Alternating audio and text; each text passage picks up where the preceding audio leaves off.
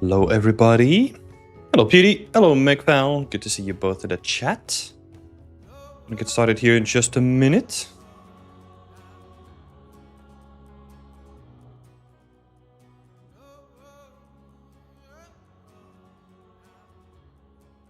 I was just having a look at the latest updates, if we had more feedback coming in for the team challenges. As in, like, how much time people spent during the team challenges. Let me have a quick peek.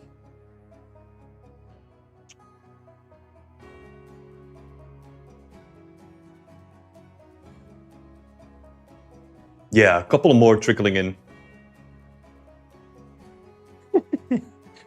It's so crazy to see.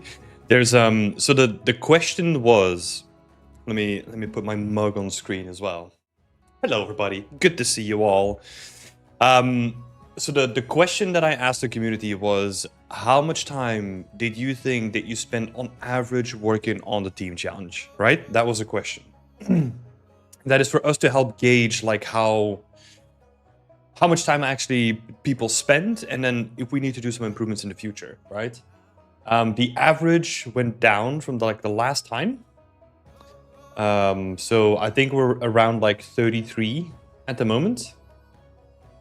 But some of these numbers are like crazy. Like if people are, I mean, it's hard to make an estimation, right?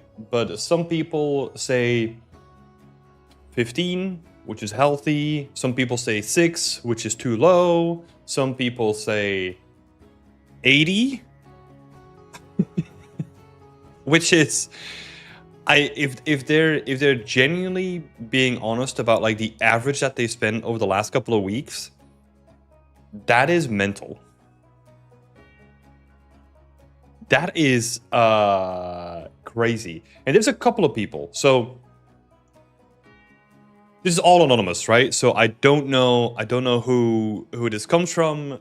That's not the point of this. It's just for us to get like a better understanding of how much time people actually spend on the team challenges, right?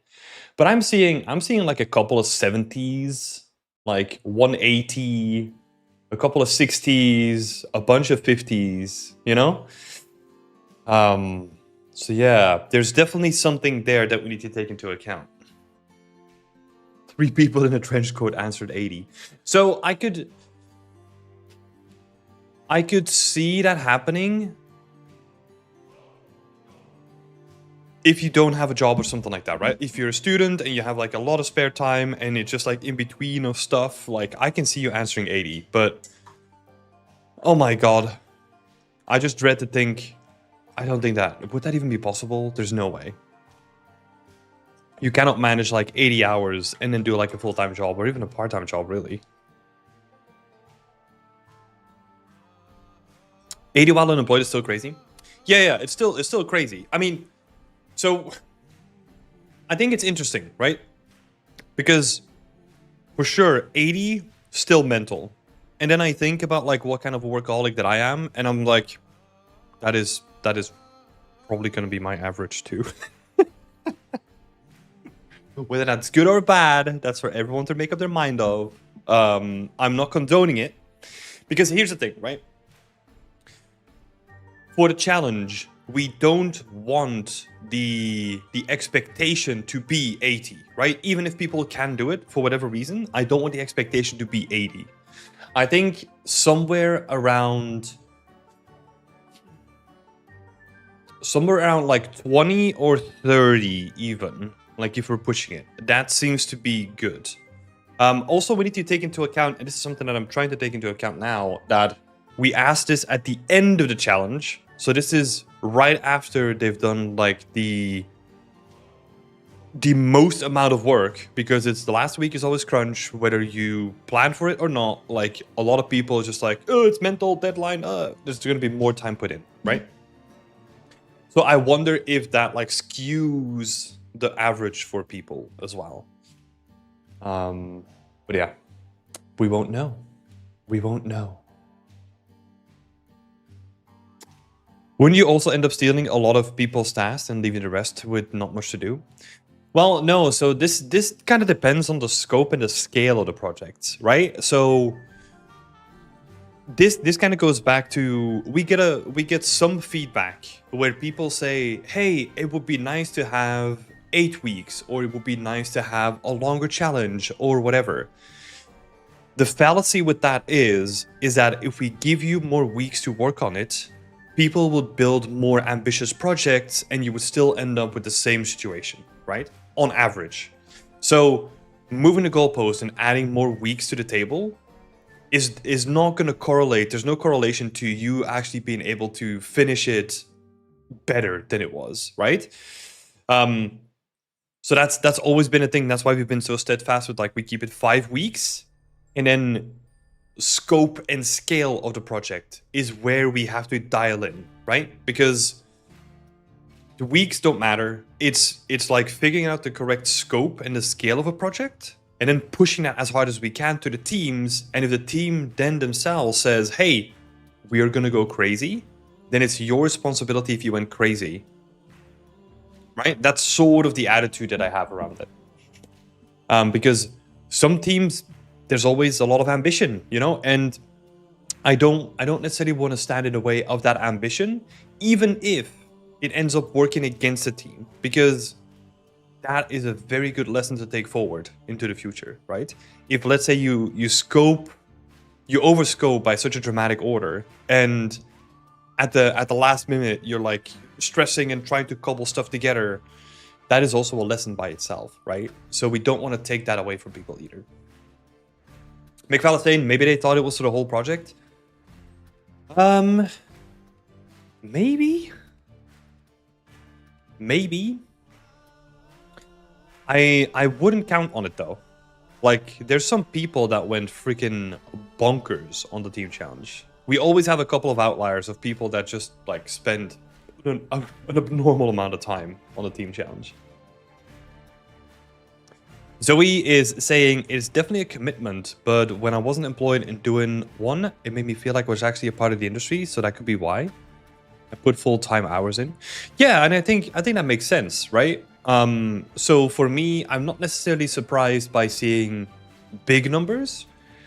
The only thing that I want to keep in mind there is how can we sort of curve that a little bit.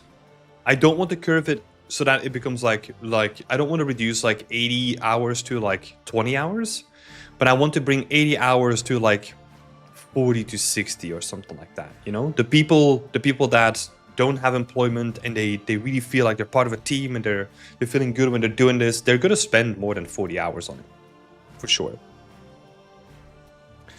Hello, Marius. Good to see you. Yeah, this is the tricky thing. as a spotty organization, right, behind the team challenges, we have to figure out like what kind of levers and what kind of incentives we can put in place so that people don't freaking go. Well, so that people don't freaking go like abnormally crazy and they burn out at the end of it, or that there is the opposite happening where people think that it's just like a chill commitment and you don't have to put in work, right? Because, yeah. For example, if you put in 6 hours, that in my opinion is too low. We need to crank that up.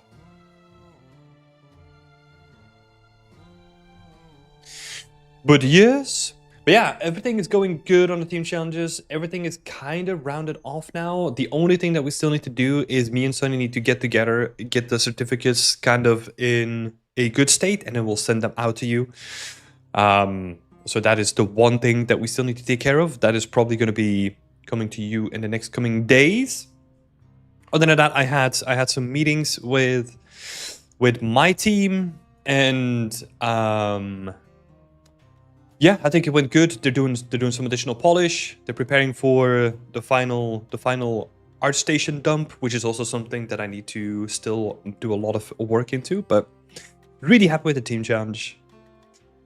So yeah, Zoe is saying, could you maybe ask everyone to track their time on a grid and limit the grid to a certain number while doing the challenge? Not sure that makes sense. Not sure what you mean with a grid, right? But like even asking people to track their numbers, this is what I was talking about last week, I think, right? Or like Wednesday. If we ask people to track their numbers, and let's say we say, hey, if we see that you go over, we will step in and we are going to limit your numbers, right? In whatever way that we can do that. People are just going to lie about their numbers, right? So that's going to happen. So yeah, it's a tricky thing where I don't want to artificially limit people's time, right? Again, it comes down to what is the barrier that we set instead of in terms of the scope and the scale of the project. That is probably our best lever that we can have against people spending too much time on a project. There's one thing that happened in this challenge more often than it happened in previous challenges, where teams didn't have a completed asset list, and there was a lot of conversation back and forth about like what everyone was supposed to be doing. That was like something new. We're gonna really clamp down on that in the next challenge, because that is our biggest lever that we can use against people then in week 5 like crunching to hell, right? We don't want that to happen. But yeah, team challenges are over. I'm looking forward to the art blast. It's going to be good. In the meantime, I'm doing a lot of website work, which I'm having a lot of fun with, even though it's like web design and all that kind of stuff. I'm looking forward to sharing the updated website with all of you. Yeah, a lot of work going on there. And then what else is happening? I think that's my current focus. Myself and Sonny are then gonna do a post-mortem of the team challenges. This is something that we do after every challenge, where we basically sit together, talk about the feedback, what needs to be implemented by next time, and then we'll see how we go about that. We're probably gonna do that, I don't know, in the coming week. And then I think as a final roundup, we have like obviously the art blast, and on 2 days after, we have our final meeting with all the mentors as well. So that's going to be good. But yeah, that's what's going on in my head, or my plan. I've got my little to-do list here. But yeah, how is everyone else doing? How has everyone else been going on with their week? Everyone excited about the weekend? Let me know what you're up to. And for people that are just jumping in, feel free to ask any questions about game development, being an environment artist in the games industry, anything like that, and we can talk about it. And then in a little bit, we'll jump into some portfolio reviews as well. Let's see, because today we have Andriy Koroliak and Volodymyr Morhun. Let me have a look. 2 people from Ukraine, actually. Awesome. We'll be diving in diving into their work in just a minute. Not excited. I need to pack boxes. Wait, are you moving, McPhil? What's happening? Hello, Shadow Ping. How are you doing? Hope you're doing well. But yeah, what else is happening? What else is coming into the future? There's no, I mean, there's a lot of stuff happening, but I can't really talk about too much, actually. So yeah. Yeah, one thing that I'm excited about is my calendar, like, freeing up more and more. So, which is really good. I've got a couple of people actually reaching out to me on LinkedIn to ask for some help with their portfolios as well, which was pretty interesting. It's been a while since I've had that, and I think that's just because a lot of people, when they were sharing their ArtStation, not their ArtStation, like their final results for the team challenge, a lot of people tagged me in it. So I got like an influx of people being like, "Hey, have a look at my work, please," which is cool. I'm not complaining. I think that's really sweet. And I appreciate everyone just tagging Beyond Extend, and like, because honestly, that is something that we really need to get better at, is just spreading awareness of the stuff that we do. So yeah, massive shout out to all of you who tagged us in it. McFall saying, yeah, it's going back to my old factory job for the summer, at least now that my studies are done. Awesome. Gotta put that money on the table. Love it. I used to do like factory jobs for the summer as well. The one that I was in was like it was like a chemical plant, right? And we had to do shift work, which means that you're not working like a constant, the same routine. You're doing like a rotationary system. So 2 days a week, you would work from like 4 in the morning to like 2 in the afternoon. 2 days a week, you would work from like 1 in the afternoon till 9-ish, I think. And then you would do the night shift, which is like from 9 until like 6 in the morning or something like that. It sounds mental, but I actually really enjoyed it. Especially the night shift. Oh my god, I love it so much. And it made good money. Good money. You're looking forward to 007 First Light? I have no fucking clue. I have honestly not even looked at the game. So, it's a good question. I am so out of the loop when it comes to upcoming games. I mean, I know about like 007 First Light and some of the other stuff that's coming up, right? But I'm so out of the loop with everything that I have no clue if I'm even excited for it. I've in general, I've never really been a person that's attracted to like the Hitman games or 007 or something like that, or even I would say linear games in general. I'm not really that enticed by the appeal of like single player like linear games. Yeah. So I can't really say that I keep up with that stuff. Shadow Ping is asking, do you know about Hackplan? It's so good. I have no clue. What is it? Let me know. Nighttime would be nice. I work days 1 week and evenings the other week. Oh, okay. So it's like, yeah. That is like a traditional system. Will is saying Hitman is so good. Yeah, I know a lot of people that like it. It's just not my type of game, you know? Midiaki is asking, do you review lighting work? Yeah, well, no, I don't review lighting work specifically.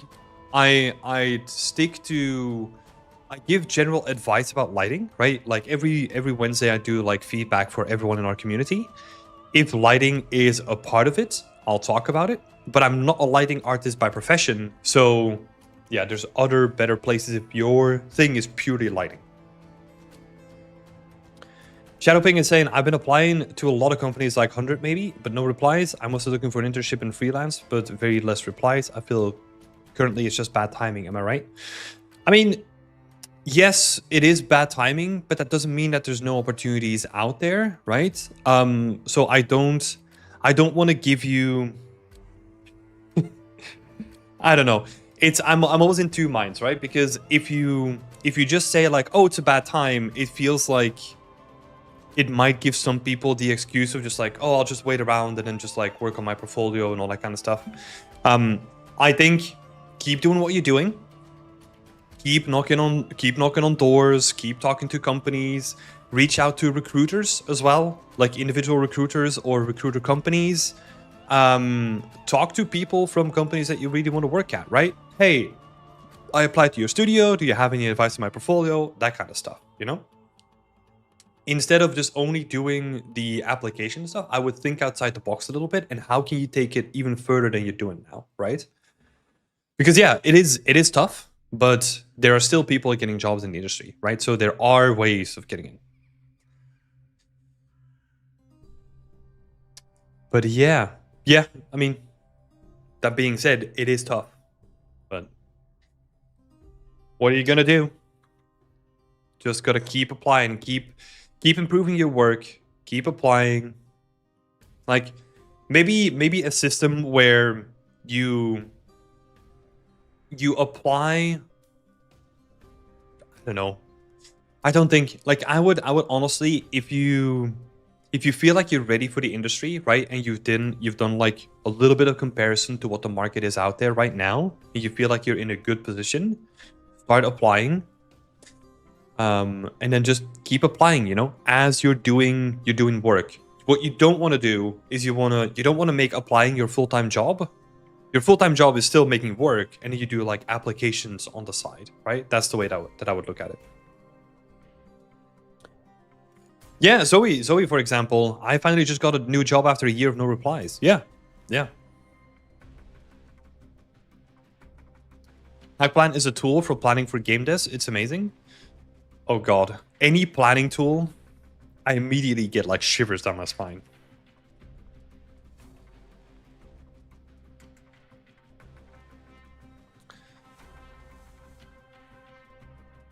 Oh, it's a Kanban board.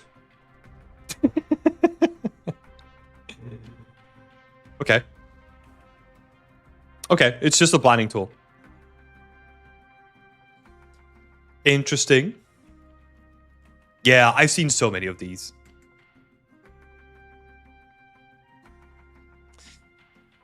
Alex is saying, I live in Norway and there's so few companies here in the games industry. Yeah. I mean, here's the thing, right? Like, for every job that I've had to move countries.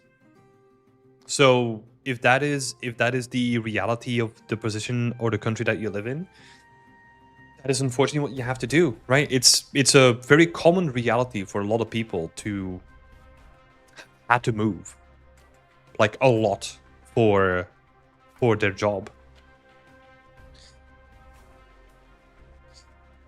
Thanks for your guidance. No worries.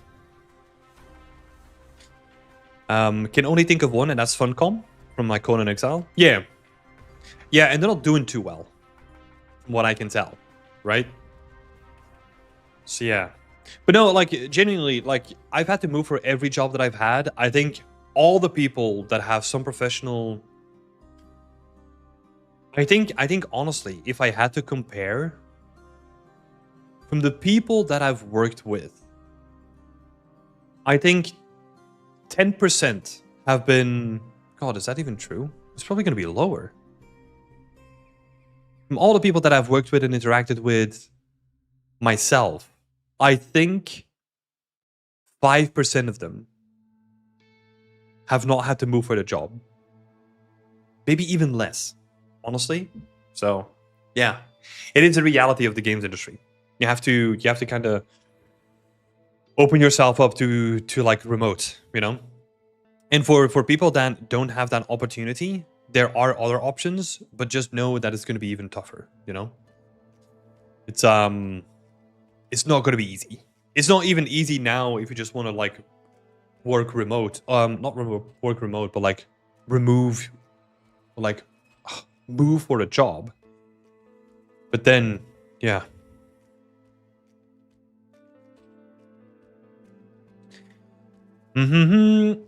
What do companies look for in portfolios when it comes to prop artists? Is there a specific thing that I can show in the work I upload to get the attention of companies? I think we have a prop portfolio today.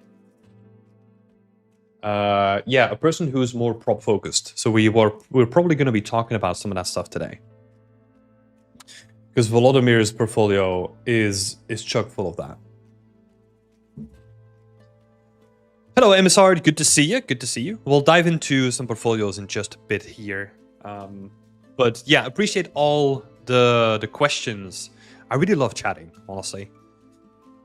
What separates an amateur project breakdown versus a professional one? Specific tells that indicate that the person knows what they're doing or not. Well, yeah, I think there's a base level of knowledge of just like, hey, this is the way that I break things down.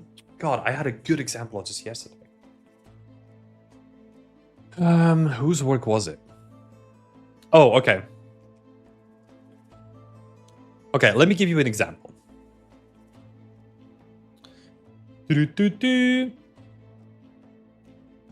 So let's go here.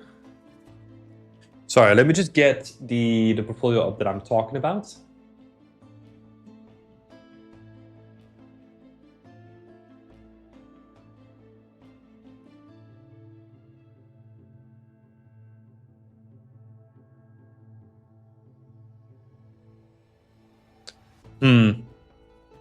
Yeah, I mean, there's always going to be something to nitpick about, right?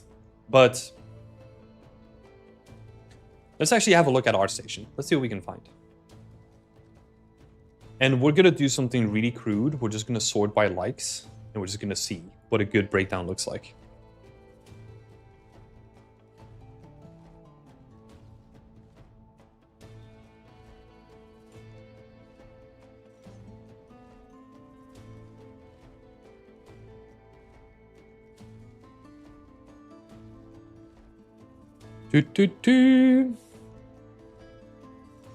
All right, so I guess for this one, let's go to the main screen. Let's have a look. So I just literally sorted by likes, just an indication of what can be done, right? The Indiana Jones breakdowns are doing really well. So yeah, these are good to look at. Just really well presented, really interesting to look at. Like clear presentation. This is the modular kit broken down. This is the way that you add flexibility to the system.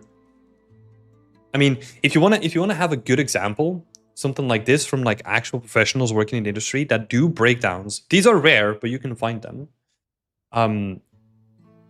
They are a good benchmark to set for yourself, right?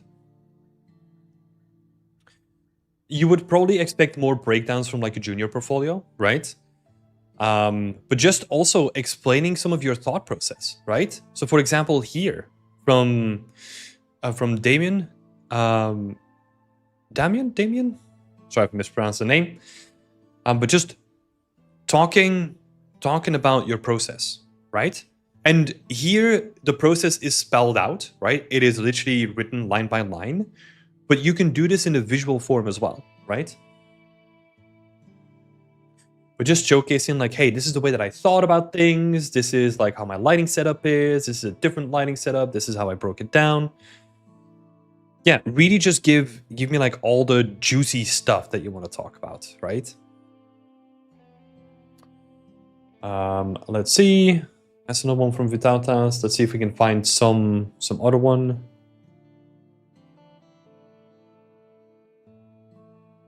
But yeah, just like nicely presented. I think the immediate thing to me at least is always the way that it's presented, right? Because there's, for example, here's our portfolio. So this is a more recent one, right? This one got posted like last week.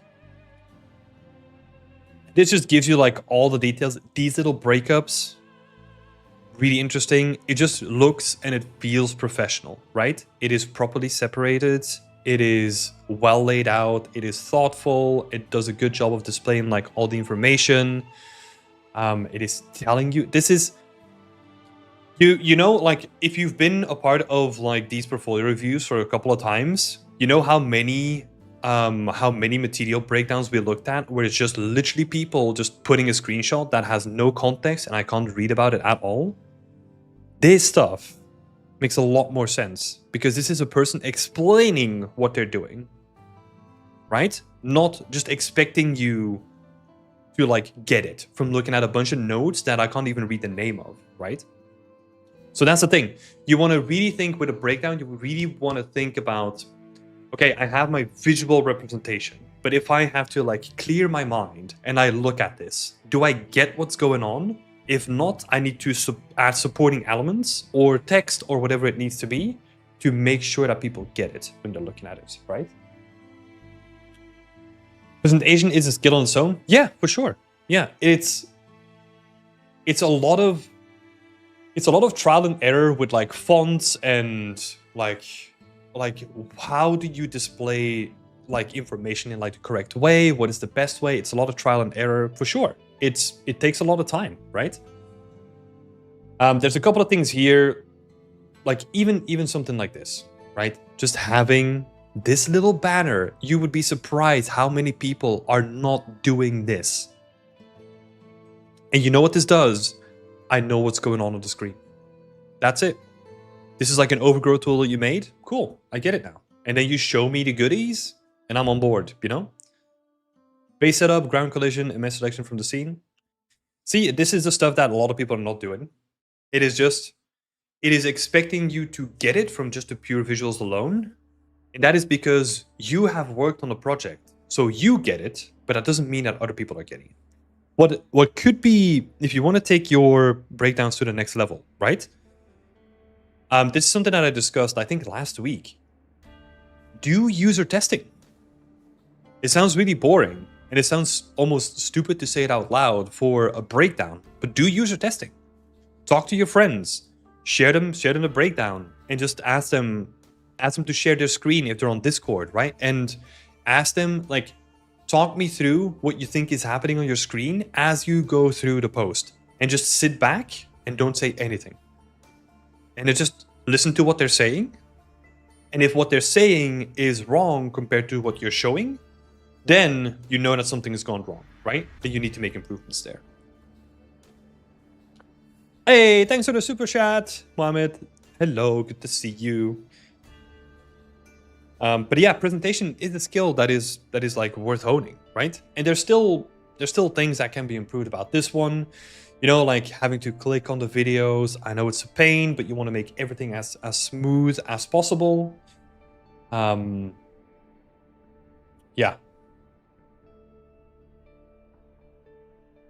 But yeah, I hope that was a little bit helpful.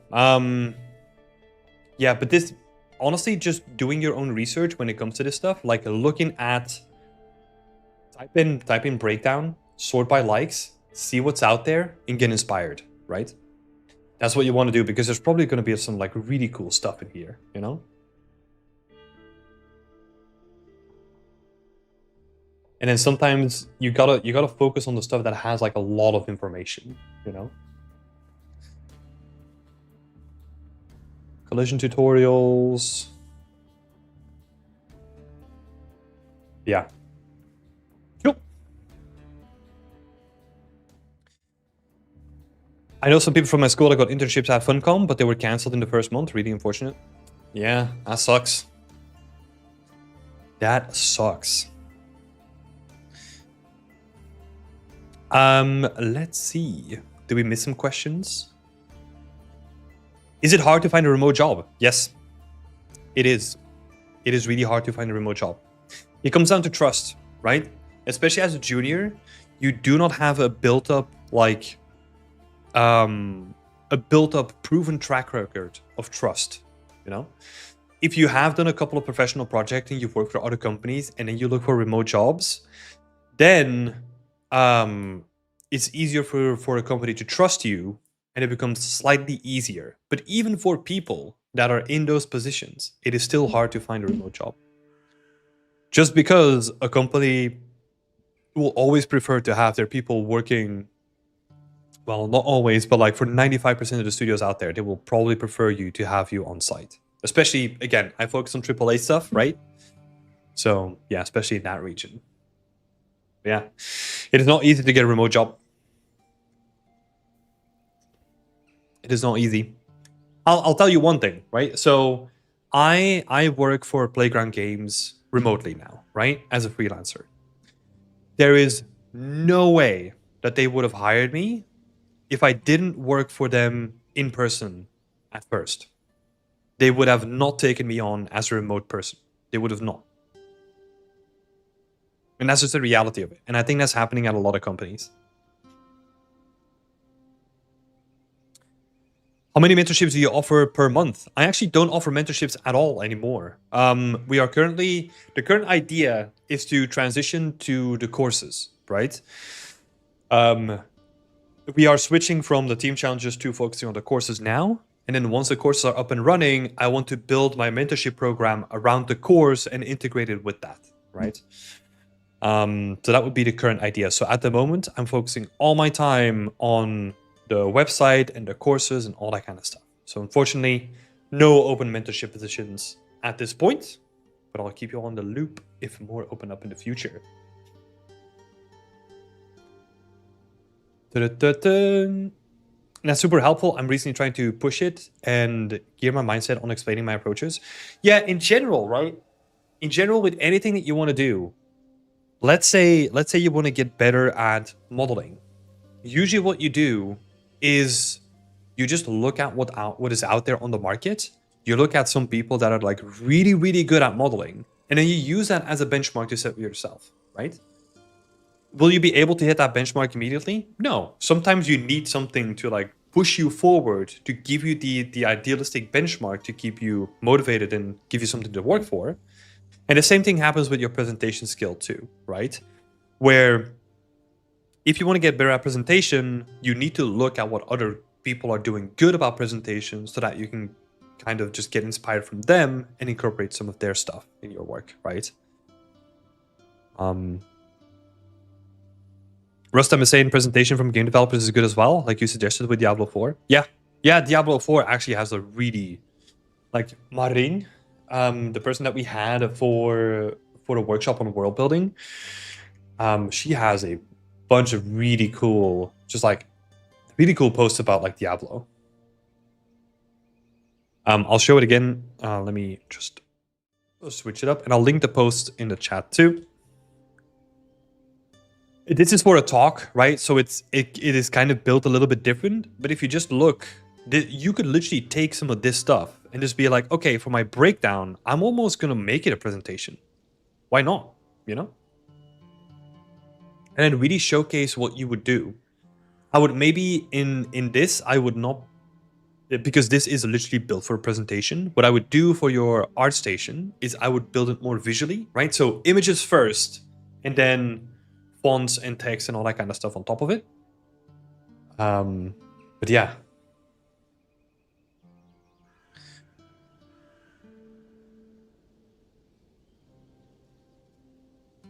Let's see, there's like some breakdowns at the bottom. I know that Dennis has some good ones. So for example, when Dennis, he worked on the foliage for this, right? And then just showcasing the foliage separately, and then also the sculpts, and then also how we did like the individual cards for the foliage, and then how it looks at the end. It is very limited in what you can show in a professional capacity, right? But this stuff is really cool to showcase. Just being like, hey, this is how I did it. This is how it looks like separately, and then this is how the final result looks. Yeah. Have a look online and see what you can find. Oh, sorry, Charlie. You asked a question before. So how much of a risk is it trying to make games with 1 or 2 friends because studio work is so hard to break into at the moment? It is super risky. It is super risky. But it doesn't mean that you shouldn't do it, right? Like if you look at the current landscape and you're not getting any positions, right? There's a couple of things that you can do. You can focus on yourself, right? Like really increase the work that you do and the quality of that work to hopefully get a job in the industry, right? But if you look at the landscape around you, you will all, I mean, everyone notices that it's really difficult, right? So if that is also a huge amount of risk, right? Like spending a lot of time to hopefully get a job in the industry, that also has a bunch of risk attached to it too. And as Megval said, a bunch of people that are called internships at like Funcom, they were canceled in the first month. So even if you get in, it is not a guarantee, right? So it's when jobs were abundant and the AAA industry was doing really well, you could make the argument that doing an indie project with a couple of people is really dumb because that's super risky, right? You could make that argument. And then go for like the risk-averse option by trying to get into the industry and getting a stable job, right? And this is the biggest thing to me. In the last couple of years, that stability doesn't exist in AAA anymore. So what do we do as individuals then? Because if before you had the really risky opportunity here of making your own game, and you had like the low risk thing here happening, you would go for the low risk, right? A lot of people would. I did the same thing. But now we're looking at this. It's almost equal amounts of risk. I mean, I would say that like indie games is still way more risky, right? But like the balance between them got shuffled around, right? And in an ideal world, I would say don't build a game before you've had some experience, right? Because then you get to really feel what it is to work in an actual production, to work with like deadlines and all that kind of stuff, right? So that you get that experience, you take that away and then apply it to your own projects, right? But if you don't get that opportunity, you have to do something. What I would do though,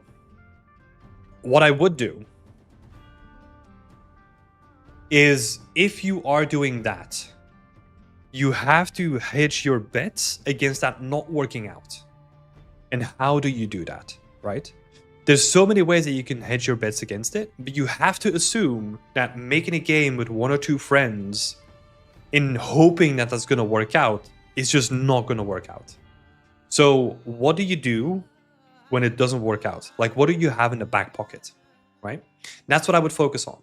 Because it is better to be prepared for the worst than just being like, oh, it's going to work out. We're just going to make a game with some friends. It's going to be good. We're going to make some money. Like, it's all going to be nice.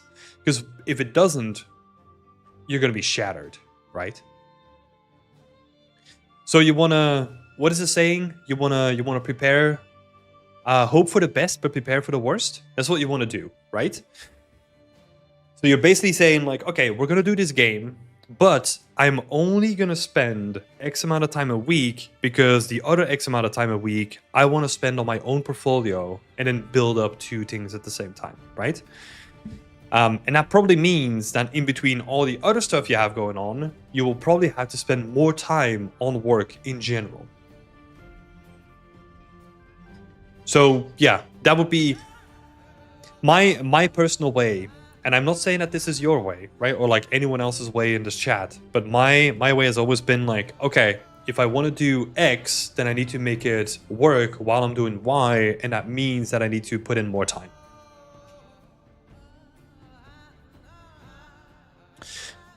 Alex is saying it's really difficult to get jobs overall right now. So many people without jobs after studies all over the place. So why not focus on what you're passionate about? Yeah, I mean, that was my argument from the beginning, right? Like even when you want to work in the industry, just focus on the stuff you're passionate about. And then sure, you won't be able to apply to potentially like a lot of jobs out there, right? But if you do get that job, you're going to be so happy when you get it, right? Because here's the thing. Games are still a job, right? So if we're going to make it really simple, right? Let's say you're a stylized artist and you get a job working for like a real estate company. You're not going to be happy because you want to do stylized work, right? So that still means that now you're stuck in a job where you have to pay attention 8 hours a day and then come home and still do stylized work because you want to get that job in the future, right? So you put yourself in like a difficult position. It might work out money-wise in the short term, but you sacrifice the short term for the long-term benefits, right? And for some people that makes sense. But for some people it doesn't. But yeah. It is true. But yeah, I'm here's the thing. Here's the thing with the current state of the industry, right? Is that a lot of people are just flying by the seat of their pants right now. So you just have to make things work in your way, right? Because yeah, a lot of people, like, even if you look at like the industry giants, you know, they don't know what the hell's going on. I mean, they know what the hell's going on, but they don't know how they can avoid what's going on, right? So yeah, you might as well take a risk. But I would always do it in a way that kind of hedges your bet a little bit, so that you can still have something in the back pocket.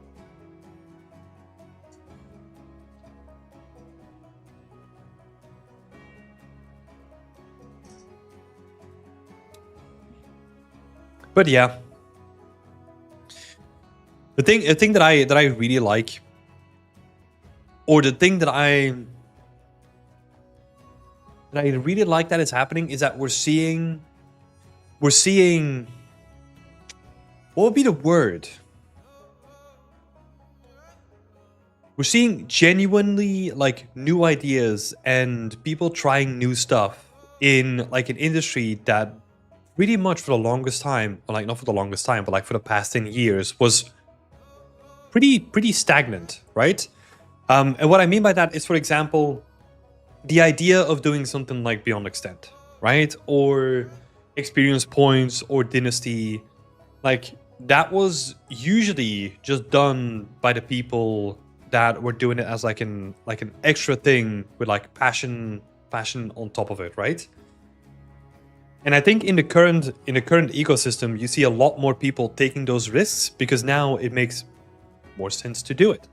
So I think there's like a whole ecosystem that is currently being built up by people because of the pressure of the industry. That is going to be really interesting to see if that comes to fruition.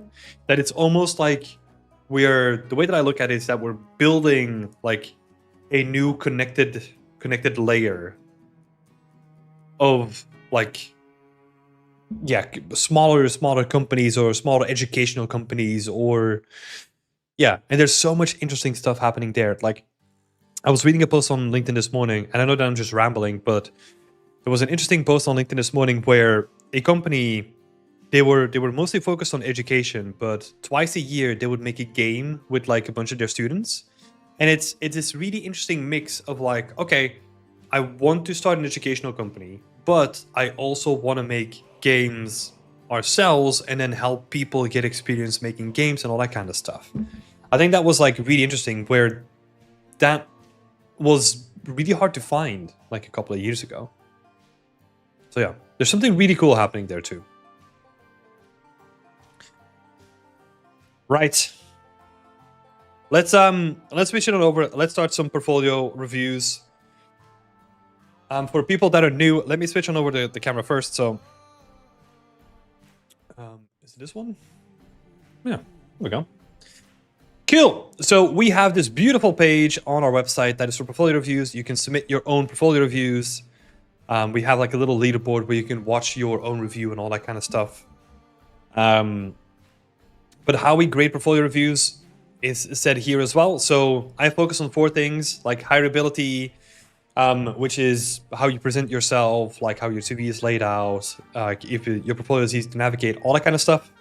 Your presentation, your artistic skills, and your technical skills, right? So 4 different things.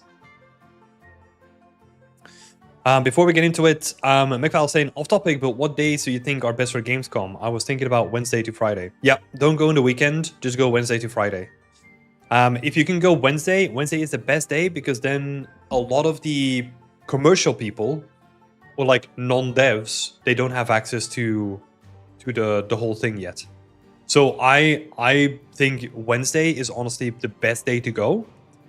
But if you don't have a way to get in with a business ticket, that means that you have to pay more to get in, which is not recommended. Lily is saying, yeah, the weekend is hell. Yeah, I think I've done the weekend like a couple of times. And even 10 years ago, the first time that I went, I was like, oh my God, I'm never doing this again. It was mental. I do want to say that, okay, here's an idea that how mental it was. It was completely different, right? The whole place was completely different. So you had the main queue, and this was all on like big staircases, right? So you had the big queue going into the main entrance, and then you had a side entrance that was being checked by security people, right? But there was no signage at all. So what we did is going to be cheeky. What we did is we queued up with the business people, and then as we got to the front of the queue, we kind of started shoving our way through, and we just made it through without like showing our ticket.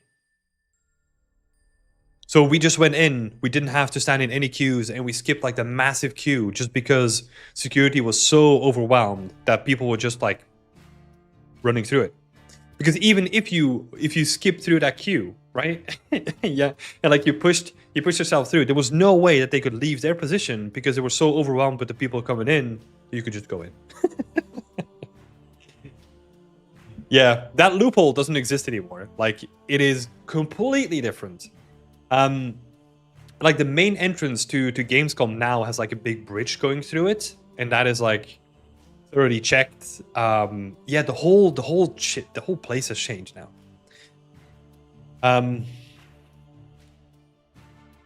Didn't people do this with Gamescom Showcase night or something? Yeah, potentially. A wildcard ticket wasn't that crazy expensive though, I think. I think it was like 70 euros or something like that last time that I checked. Last year, I mean. So, I don't know. Yeah. If you don't have another way of getting in, right? And I mean like getting a business ticket or getting an educational ticket, because they're also there, right? So if you can prove that you're a student and you're looking for a job or something like that, you can usually get in through that as well. So check that out, Mikval. I was at Gamescom a few times. It's massive. Oh yeah. I think last year they had like 350,000 people for like the whole week. It's fucking bonkers. Freaking crazy. Anyway, let's switch on over to portfolio reviews. I'm going to start with Volodymyr because we were talking about some prop work first. So, yeah. Let's start there. So, Volodymyr wants to grow as a 3D environment artist and join a AAA studio such as Ubisoft, CDPR, Machine Games in 2026, 2027. Interesting. Okay. So, already to grow as a 3D environment artist and join a strong AAA studio. That's a high bar to set, right? I'm not saying that you can't make it, but let's have a look. The first thing that I can already tell, first impressions.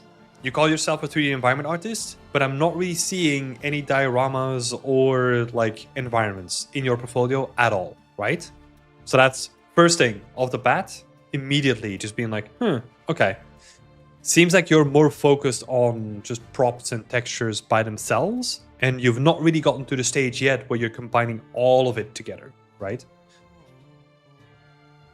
It's the famous door. It is the famous door. Hashtag definitely not an art test, famous door.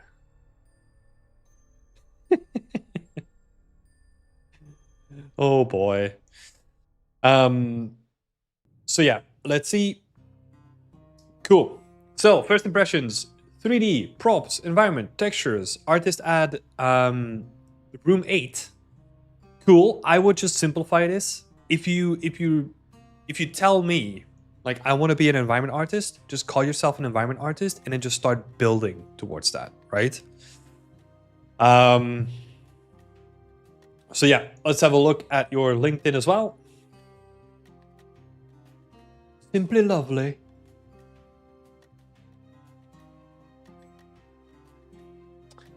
Professional development career break. Personal goal pursuit. Took time to recover, reassess my approach to 3D art.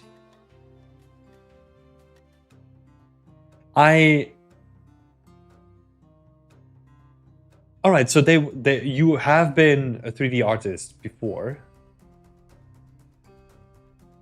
I'm gonna be honest, I don't know how to feel about these. I honestly wouldn't mind you just not having anything here?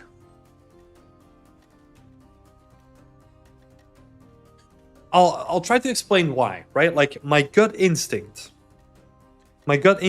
is just like you're trying to pad your resume with stuff that kind of makes sense, but you just took a break, right? You just took a break, or you couldn't find a job, and again, there's nothing wrong with that, right?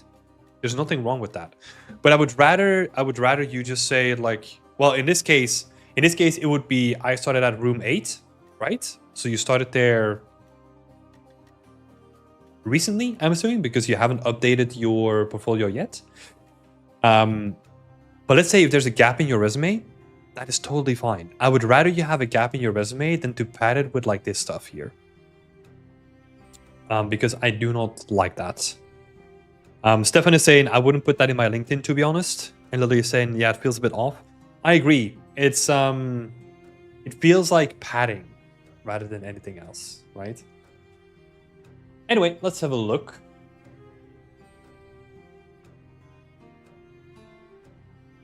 Portfolio and portfolio other. Is there a difference between the two? No, they just both go to the same thing. Da-da-da-da.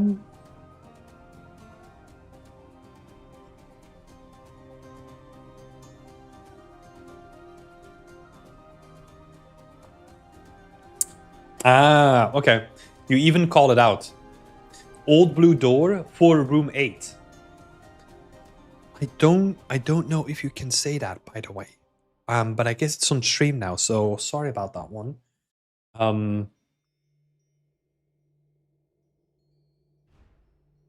Let's see. I think the LinkedIn was in good standing. I mean, the only thing was like the duplicate like ArtStation link and that career break stuff, right? I don't think that's needed, so you can just remove it and add your new job on there. You know, like add your new position. It would be cool. Fetid ePixel? Fetid ePixel? I have no idea how to read that. Sorry. Maybe adding some art on the banner on the LinkedIn profile on ArtStation. Yeah, I mean that's you could do that. It's, to me, that's more like an optional thing. I don't really mind if people don't have a banner. You know, that's not really going to affect like my opinion of the artwork. It's more like a nice to have if you want to do that. You know. Let's see. Cool. So all this stuff is good. I would have a place where you can have your resume. So like on LinkedIn, give me your CV. Right? Like have a featured post or anything like that where you just call out like, hey, here's my CV, grab it, download it. Wherever you can put it, there's a couple of places on LinkedIn where you can put it so that I can just download it. Cool, let's have a look at some of the work. Starting with the old one. I mean, 8 months ago. Again, I know that I harp on this every time. What am I getting from this? It's just like a bunch of spaghetti. The only thing that I can get out of this is that you use color boxes and that you have done a good job of wrangling spaghetti, right? But I have no idea what's happening here.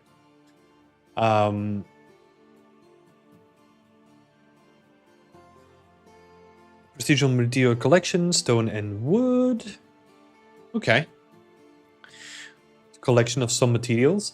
Maybe this would be nice if you have the collection in the banner or even in the thumbnail, right? Where you can show in some way that you have like 3 material spheres like behind each other, so that I know that you're talking about more materials. Because at this point, like, oh well, I just called myself out, right? I need to pay attention to freaking thumbnails then.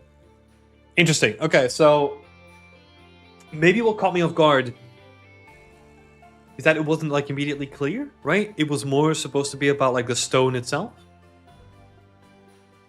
But yeah, I think overall these are good, right? What I would still say is missing is texture size. right? And do something where it is used in context, right? I'm a big fan of that. It's just showcasing not only that you can make like a nice sphere or a nice plane, but that you can use it in the context that it's actually going to be used in game, right? Try to contextualize everything that you can.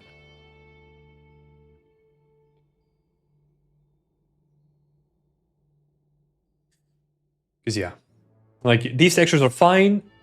I don't mind the presentation like this, but also give me some statistics, right? Like showcase the size of the maps. Yeah, I guess only the size of the maps really, right? That's all we need.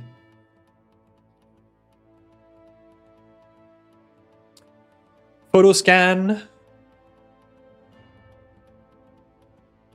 Cool. A nice little project. I would still have a wireframe, because it is nice that you have a photo scan. I think that's actually pretty good to show off, right? It makes your work way more applicable for like AAA studios. But I want to see how you've cleaned it up as well, right? So you have like your try count here and your texture sizes. But here's the thing, like this description here is always optional. You have to assume that people are never going to read it. So what you want to do is you want to showcase that visually, and then you could maybe have like a little bit of an explanation here, you know, that's fine. But this stuff here, that needs to be visualized. So if we go for Epic Pen here, and then let's say in here you have like your try count, which is just like, boop, this is my try count. Your texture size, right? So I don't know, a symbol for your texture sizes, and this is like your texture size. And then you have like your wireframe on top of it too, right? And maybe in your general presentation, you have something where it's like, this is my normal render, this is my wireframe, and then you have like some statistics here, right? And then maybe like a texture overview, something like that. But we want to cram in all the information that we can into like a single screenshot, if possible, right? And then you can add like a couple little fonts with like texture size here, like realistic render here, wireframe here, and just present it nice, right? Like we talked about presentation in the beginning of the stream. This is where you can really put the dots and like the cherry on top, you know? Also, at the bottom, always add your name, your contact information, like something like that. That is just in the case of, let's say I'm like, oh, this is cool. Okay, I'm gonna save that, right? That I know where it's coming from because it has your name attached to it, right? Because I might drop that on, my desktop in between like all the other candidates, right? I don't know why I would do this in, but let's assume a hypothetical here. Then I at least know where it's coming from and who made it, right? McFall is saying maybe a breakdown of the photo scan process. Yeah, I think that could be cool, right? If you're doing something like this, talk about the process a little bit. This can literally just be, imagine something like this image down here, but you go from raw photo to photo scanning to cleaning up to retopologizing, right? Something like that. Showcasing the process that you took.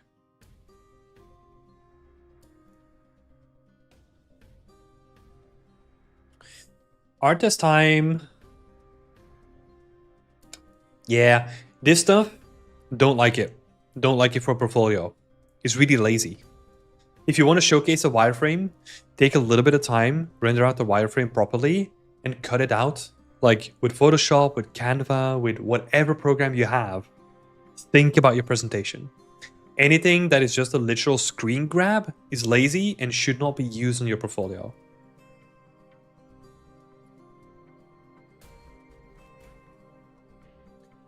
Cool. Yeah, same thing again. Wireframes, textures, try count, anything like that, you know, break it down for us. You probably even had to do that for your art test itself, right? So think about the study you had to deliver for the art test. use it here, right? Like use it here, clean it up a little bit, use a nice font, start thinking about the presentation. McFall was saying that wireframe, Maya has a nice wireframe material as well that can render. Ooh, that is cool. I didn't know that. It's been too long ago since I used Maya.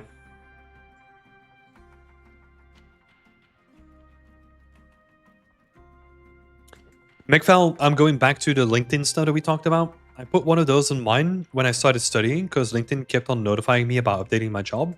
Just fucking ignore like LinkedIn notifications, honestly. Any notifications in general, only keep the ones that you want. And if like a social media platform keeps pestering you to add like a career break, just freaking ignore it. Honestly. Ah, so annoying. Sorry, not you annoying, it's LinkedIn annoying. Or any social media platform annoying. Because it just doesn't look good, right? It's almost like, oh, time to pad out your resume. Come on.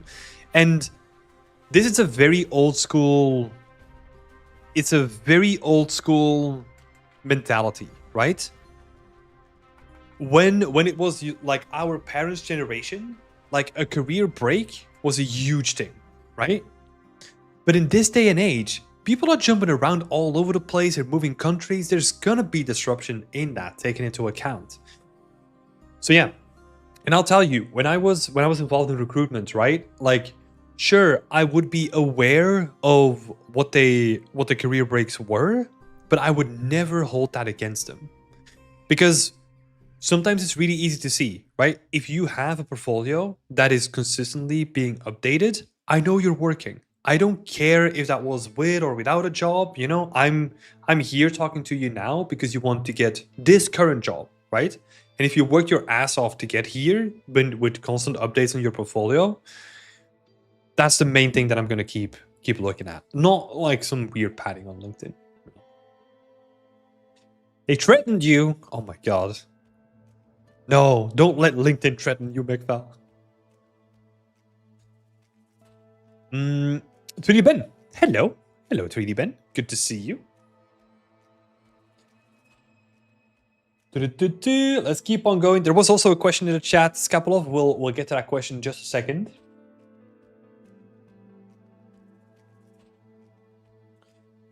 No! No! No! Oh, the presentation. Dang it. The work is really solid, right? But the breakdown is not great. We really need to level up the breakdown here. See previous examples, right? Because the way that you present your work, thanks for watching. Like and subscribes. Oh my god, that is pretty funny though. I like that. But again, no breakdowns, right? You show me the juicy stuff, which is good. I love the way that you're rendering it. You're taking like an interesting approach to it, and you're trying to do some like in-world stuff, which is cool. I like that. But this is not the stuff that matters, right? Showcase the breakdowns. Showcase the game art. Showcase how you done stuff. Like showcase, like again, this stuff that you have here, 9K tries, 2K textures with a texel density of 95 per square meters, per centimeters. That's the stuff that I want to see, but I want to see that visually. Let's have a look. We're blasting through it because there's a consistency here, right? There's a consistency of just like presentation. Yeah, same thing here. Yeah. It's unfortunate because the work itself is really good. You know, it's going in the really right direction. It's just, whenever I scroll down at the breakdown, it's just like, ooh. It's not great, right? Sure, it is, okay.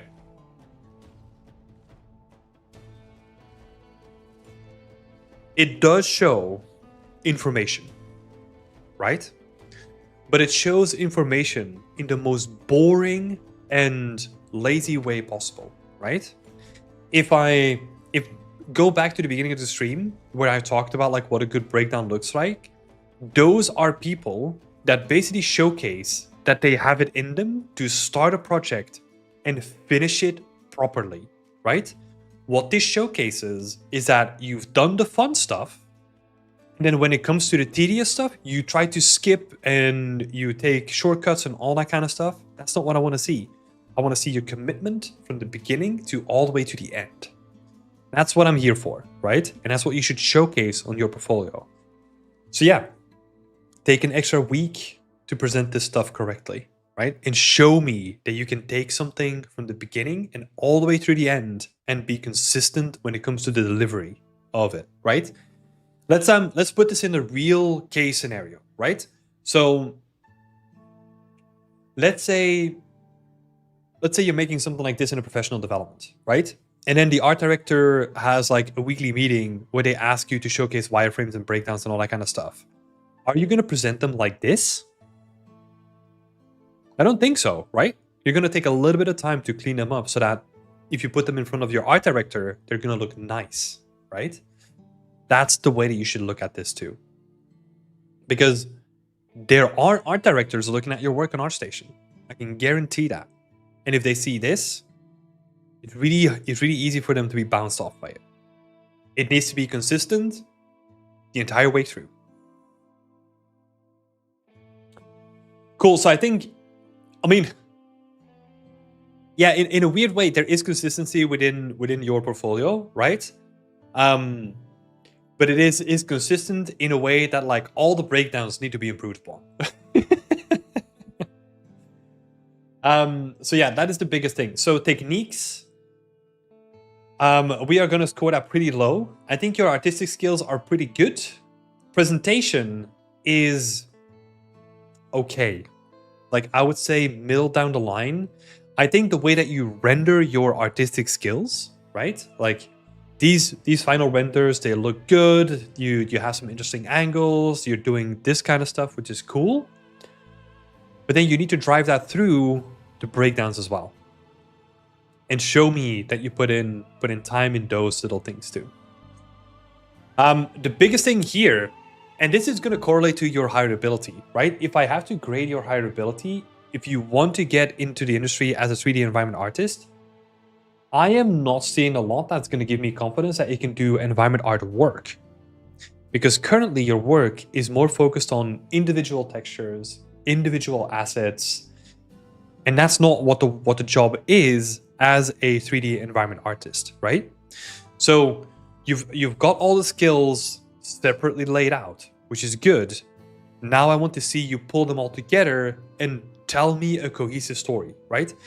That doesn't need to be in like a big environment. It can be a diorama, whatever size like fits you, right? But that's what I want to see. So hireability currently, it is, if it was for an asset position, right? Like a 3D artist asset position or something like that, you would score good. But for an environment artist position, there's a lot of work that still needs to be done, so your hireability is going to be lower because of it.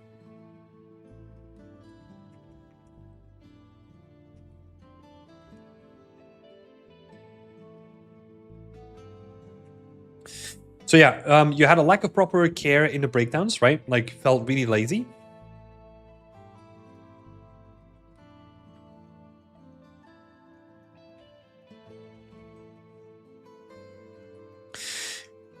From Maya, we just like the screenshots from Maya, right?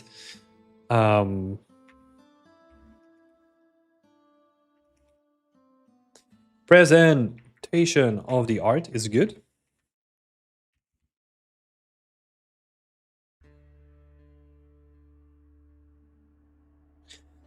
What are some of the other things that I would say? Oh yeah, the biggest thing here is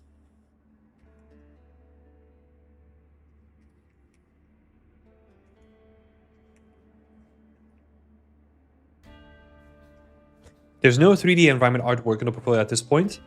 Right now, I know that you can make individual assets. You can do high to low poly, you can do some sculpting, you can do photo scanning, you can make individual textures, right? That is good, but there's no proof of me at all that you can put it all together and make like a scene, right? So yeah, that's what I would focus on. If 3D environment artist at a bigger studio is what you want to do, that's what you need to show off.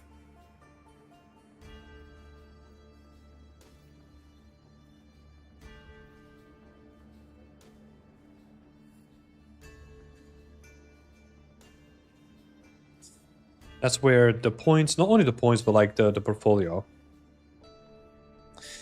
really suffers at the moment. Let's see. Let me have a final look at the techniques, right? Because even honestly, the techniques are like pretty hard to gauge right now. Sure, I can make the assumption that you sculpted this and that this is like all unique, right? Because you have like your unique like layout here, but I don't know what the textures look like. I don't know how you decided to organize things. I don't know how you did all this stuff here, right? So I'm not really getting an indication, even with this, right? Mikval brought it up in the chat as well. There's no indication of like, hey, I did photo scanning, so this is what I've done. It is just like, hey, I've done photo scanning. That's it, right? So even techniques are probably going to be a little bit lower down the line as well. So yeah. So what I would say, next steps is all those skills that you bring to the table. Well, first of all, before we do that, clean up your breakdowns. Make them look nice. Even if it's just for the last project that you've done, try to figure out a way that you can present it with like more engaging breakdowns, right? Like really take care of these breakdowns, render a nice wireframe, present them nicely, take a little bit of care of your work, right? Try to push that to the next level. Then next step is all the skills that you have, put them together in something that is more complex and more intricate, right? This is something that I oftentimes forget to mention, is that complexity is also a good thing to showcase in terms of how a showcase in how you master certain skills, right? So for example, you can make a really simple prop, and that could be a good showcase of, let's say, texturing perhaps. But if you make a complex prop, that showcases me that you've had to deal with a bunch of shenanigans going on with the baking process and the texturing process and all that kind of stuff. And it adds a little bit, or not a little bit, it adds to the value of that portfolio project, right? Don't get this confused with the scope of an environment, because a scope, like if you make a bigger environment, usually that comes from just doing multiple things just very repetitively, right? So it would almost be the same thing as if you make like a really intricate, like destroyed warehouse or something like that. That is really difficult to pull off because there is so much blending, so much mesh work, like so much stuff that needs to be done to get that looking good compared to a clean apartment, right?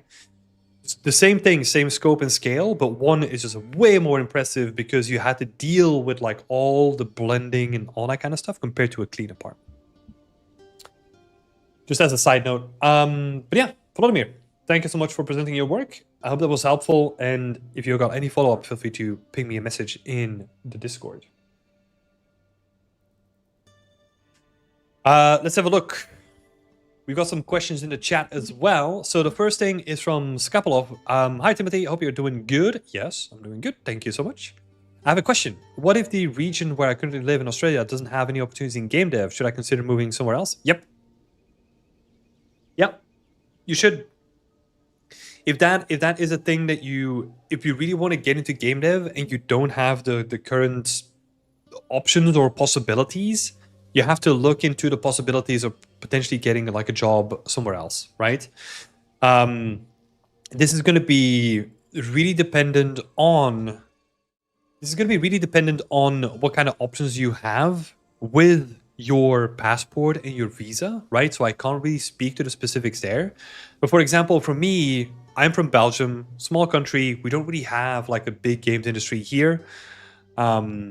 Especially not 10 years ago when I was trying to get into the industry.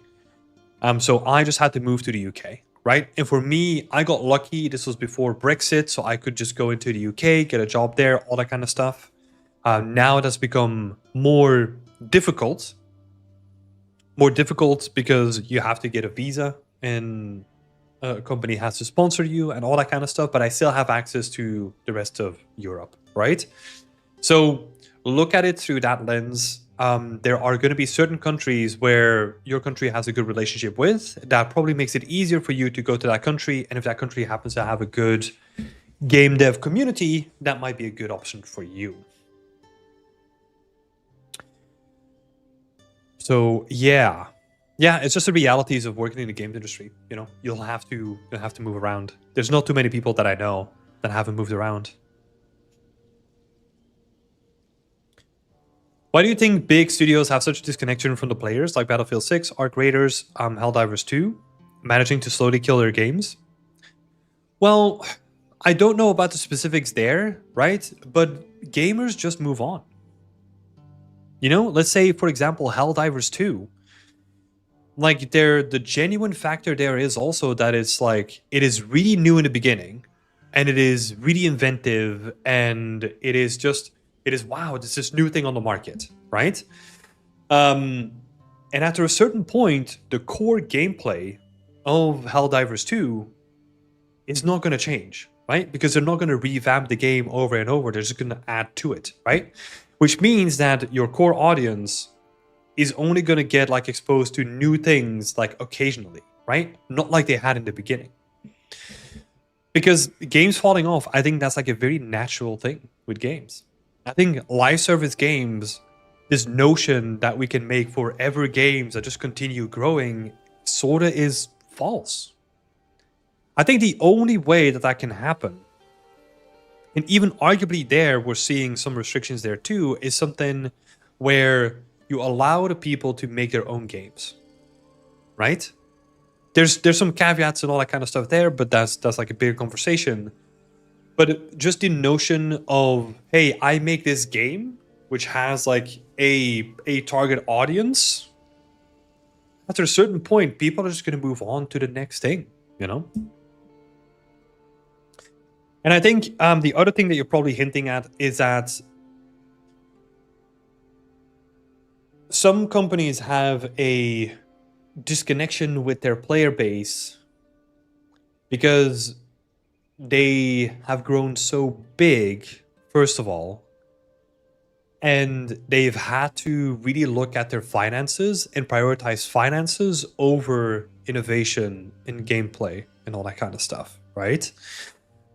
And that's a tricky thing, right? Like this goes hand in hand with, let's say 10 years ago, like AAA budgets were like a fourth of what they are now. And trying to make a Battlefield game that is going to make like, I don't know, let's say $10 million compared to like $500 million, that is going to be a different Battlefield game. Fundamentally different, right?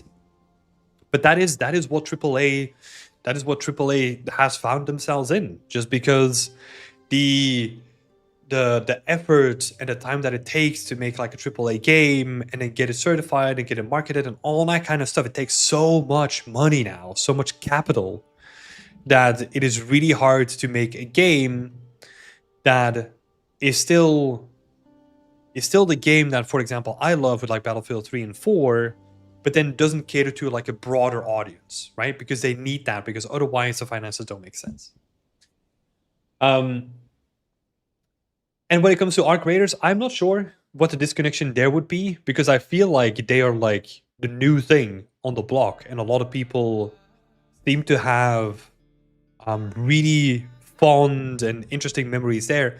The only thing there is that it is not supposed to be a live service game. You know, when people have this expectation now where, hey, where's the new content? Where's the new content? Where's the new content? And it's like, you can't do that if you don't have like Battlefield budgets, you know? So I think there's the disconnect. It's not an intentional disconnect. It's not that like there's a bunch of people just saying like, oh my God, we're really going to screw over like all of our gamers, right? That is not where the disconnect is coming from. It's just there's so much financial pressure on especially big AAA productions these days that something has to give, you know? It's just crazy how some of those ideas get true, and those at a higher level seem so disconnected. Or are they using marketing tools or whatever to try and predict what players want? No, like we do like a bunch of like user testing, right? So there's a vast cycle in production where we do a lot of user testing, and then we use that as feedback. But sometimes what happens is that the broader market out there shifts so quickly. And also, yeah, to that point, think about the development cycle, right? We start a game right now, and we base that on what is currently true. How do we know that that's still going to be true in 6 years when the game's going to be done? That is really tough, right? That is really tough to try to predict. That is crazy. But that's the predicament that like you find yourself in with any AAA game. Anything. Beauty is saying, not gonna lie, usually players don't know what they want, in my opinion. No, I think that's right. And I think we also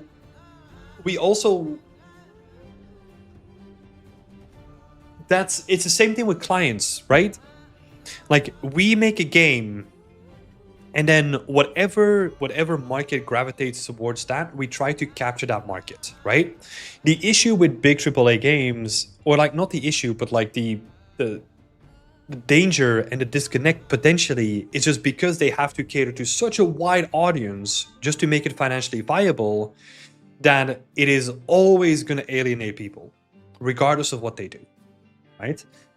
But yeah, I mean, if you look at like the current day landscape of players and where people's attention is going to, right? The competition has never been this strong. When I was growing up, you bought a game, and that game was what we were going to play for the next couple of weeks, whether you liked it or not, because we don't have money to buy another game, right? And there's not even an option to really like refund stuff or, you know, all that kind of stuff. It was just like, you got this game, this is what you're going to play now, right? And if your friends have moved on, I mean, social gaming wasn't really a thing at that point, you know? That's why I loved MMOs, because MMOs were like the original social game, but now every game needs to be social, you know? That's why MMOs is just like a tricky genre to work within. But getting back to the point, it's so much has changed and continues to change in the gaming landscape that it is, oh my god, it is so difficult to make games now, especially if you wanna go for like big AAA games, right?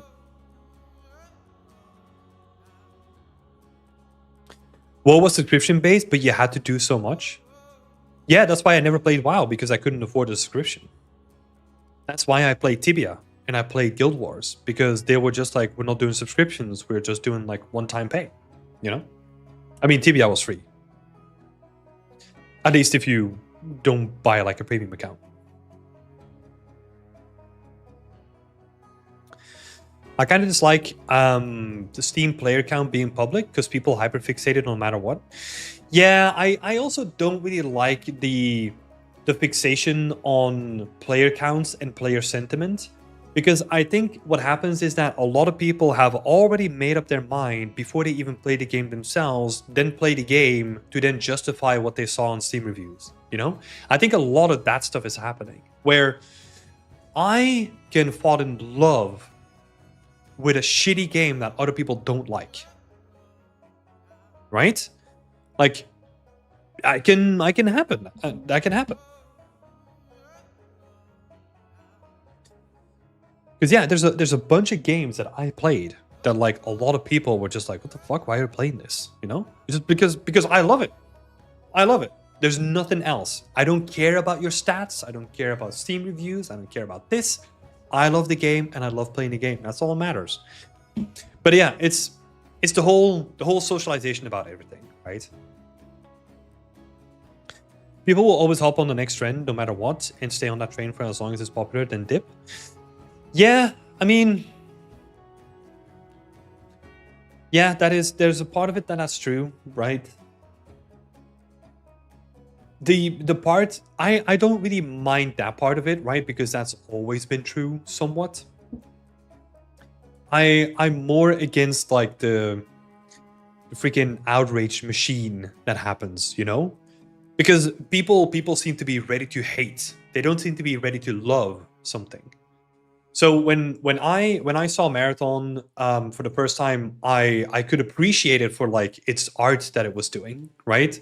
Even though it was not a game that I was going to be playing because it's not my kind of game, but I loved what it was trying to do with the art of it, right? It was trying to do something genuinely interesting and different and all that kind of stuff. So yeah, I think if there was one recommendation, open yourself more to love. This sounds so guru. But no, genuinely, like this is okay, this is the thing that I love about the indie game jury that I was a part of, right? I didn't get as many I didn't get to play as many games that I wanted. But what I could sense that even if there was a game that I didn't really like playing, I didn't really see the validity of it being on a indie game stage. There was still something really cool about like a person like really crafting their work and all that kind of stuff, right? Like there was something about the act of creation that was like really genuine. And I think we've kind of lost track of that. Where like even if you disagree with what like Bungie is doing with Marathon, I can still see the love and the craft and that went into it, you know, even if it is just a product at the end. But yeah, this is a big conversation. In general, yeah, I agree. I don't like the numbers game and just like, oh my god, like people seem to be ready for a game to die off so that they can make like YouTube videos about it, you know?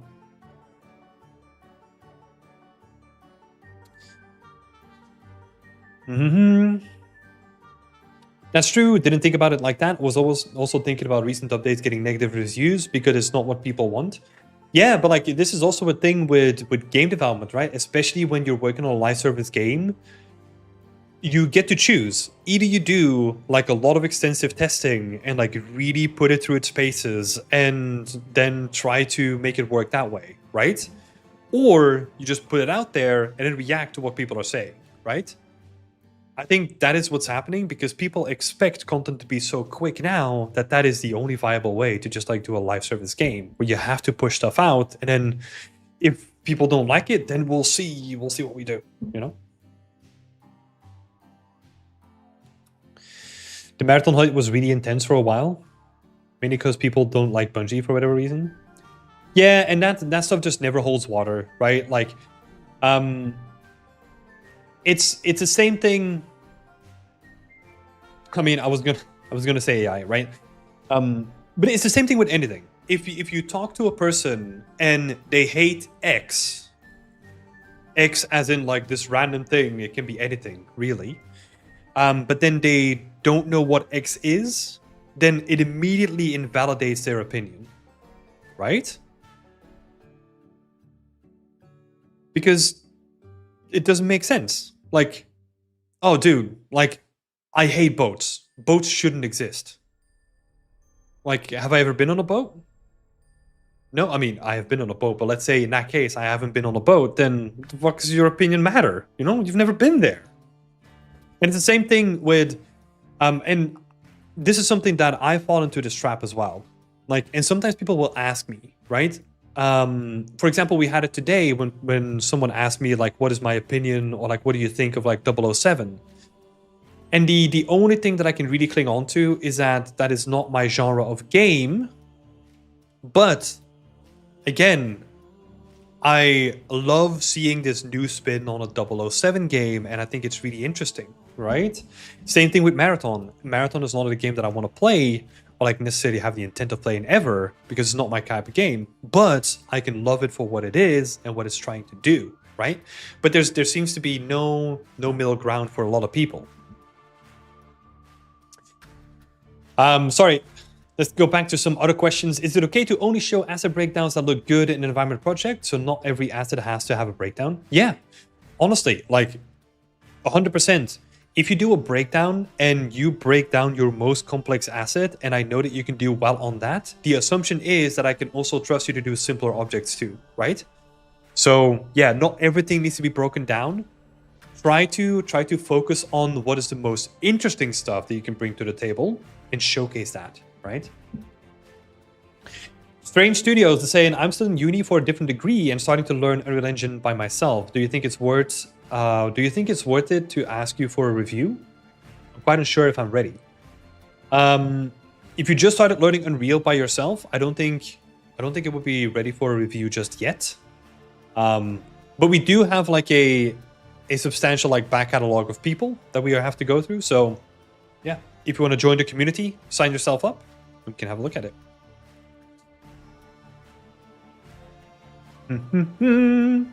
Buoyancy is overrated.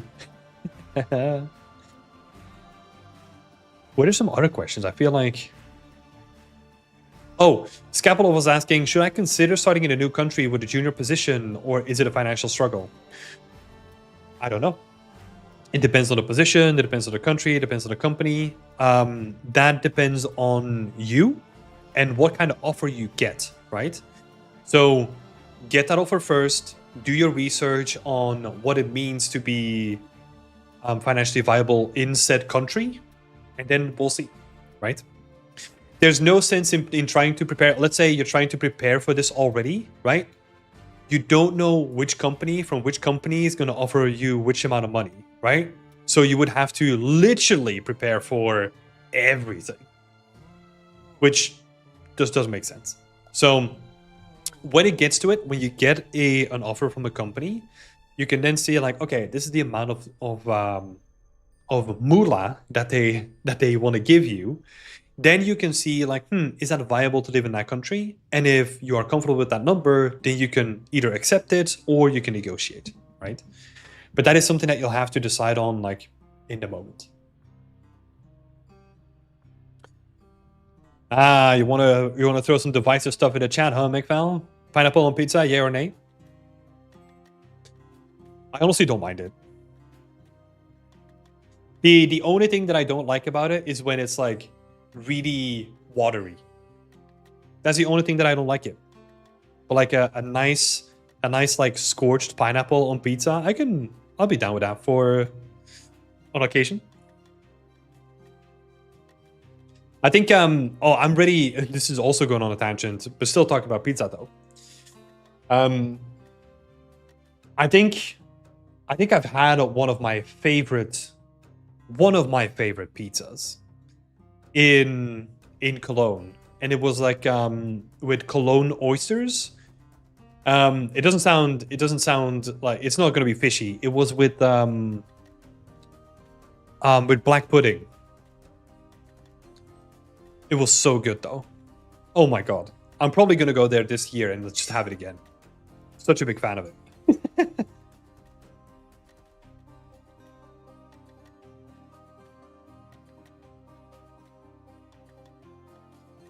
I've been doing short cinematics in September, but writing my thesis kind of stopped me from being able to create. I've been DOP before, so I thought I'd give virtual production a try. Yeah, give it a try. Jamie is saying, Skapolov is asking, with what? With Cologne oysters. I think that's what they call it. It's literally on the menu, like pizza with Cologne oysters, and they called it with black pudding, which is blood sausage, basically. Dude, it's so good. I mean, so I've had black pudding and I've had blood sausage and all that kind of stuff before, right? And I love it. Like, we also eat it in Belgium, like, quite regularly. Well, not regularly. Like, we eat it as, like, just on a Sunday, you know, get some nice bread, get some blood sausage, like, eat it in the morning. I've always been a sucker for that kind of stuff. But I've never had it on pizza, though. It is really good. I love it. But I love that weird stuff, you know? So if you tell me... like, hey, I have this weird combination, I will give it a try, guaranteed, because I'm just so interested in trying stuff. I would rather know if something is bad than not know if something could potentially have been good, you know? I'll take that risk. There are exceptions. Like, I don't really like the idea of like eating crickets or like any type of bugs or something like that, but anything else, God, I'm a human garbage can.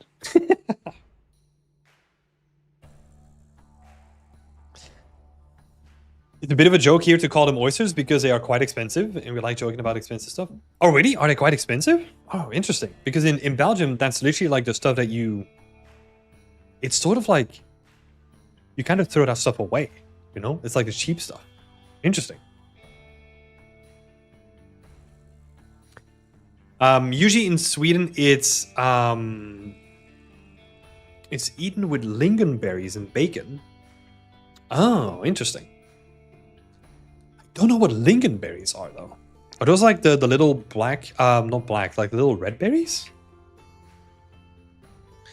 Lingonberries. Yeah, okay. Tart red berries. Oh yeah, that makes sense. They're often they're a good combination with any like wild animal, right? Like any sort of like God, there's a specific name for it, but like deer, boar, like any type of like wild animal. God, listen to us talking about food. Let's go back to some portfolio reviews, shall we? Because we still have to talk about Andrew's work as well. So let me switch things back up. Thank you so much for the questions. This is also a reminder for other people that are just coming in. If you want to ask any other questions, let me know in the chat. We can talk about it. I have 10 years of experience as an environment artist myself. So if you want to ask me about any environment art stuff in the games industry, give me a try. You can buy a bucket of lingonberry jam at IKEA, I think. Not tried that one though. Ooh.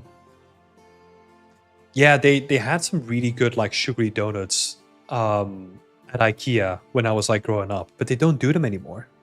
What happened to you, IKEA?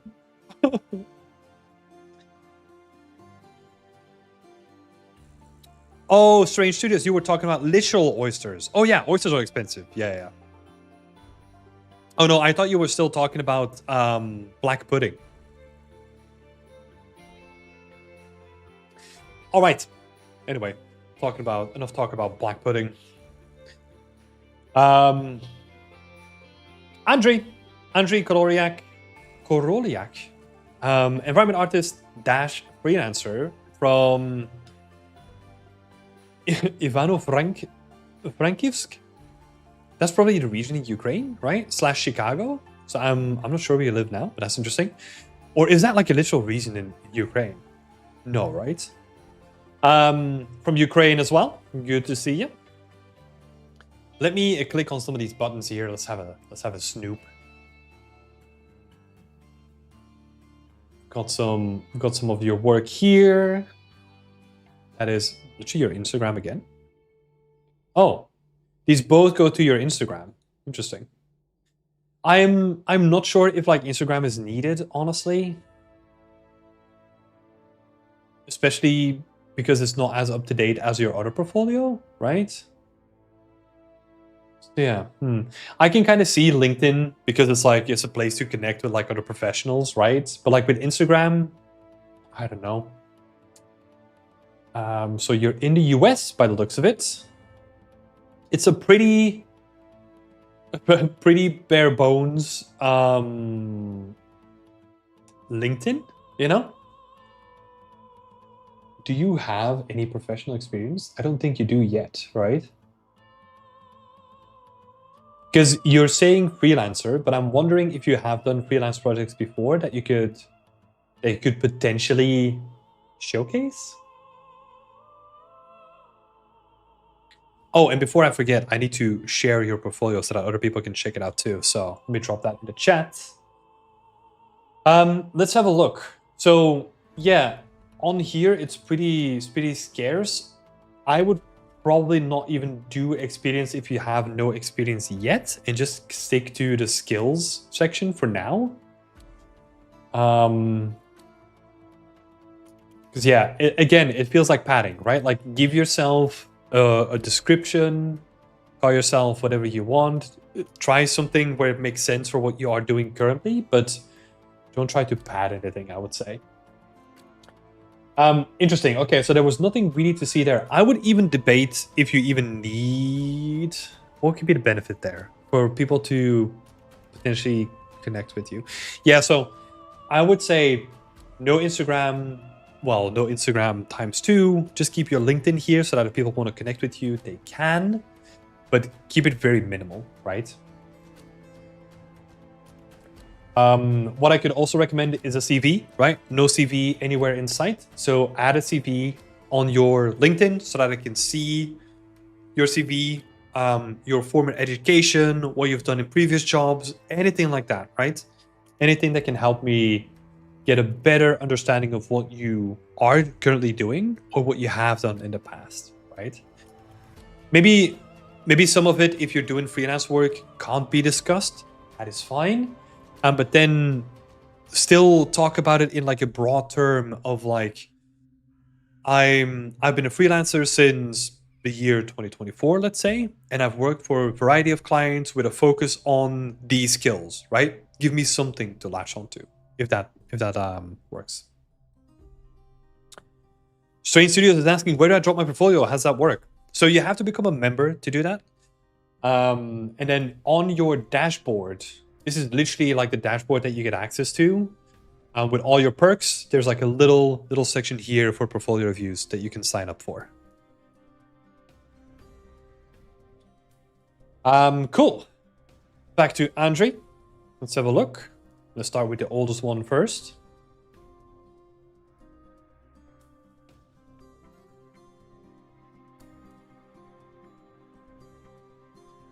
Quixel Mixer, SpeedTree.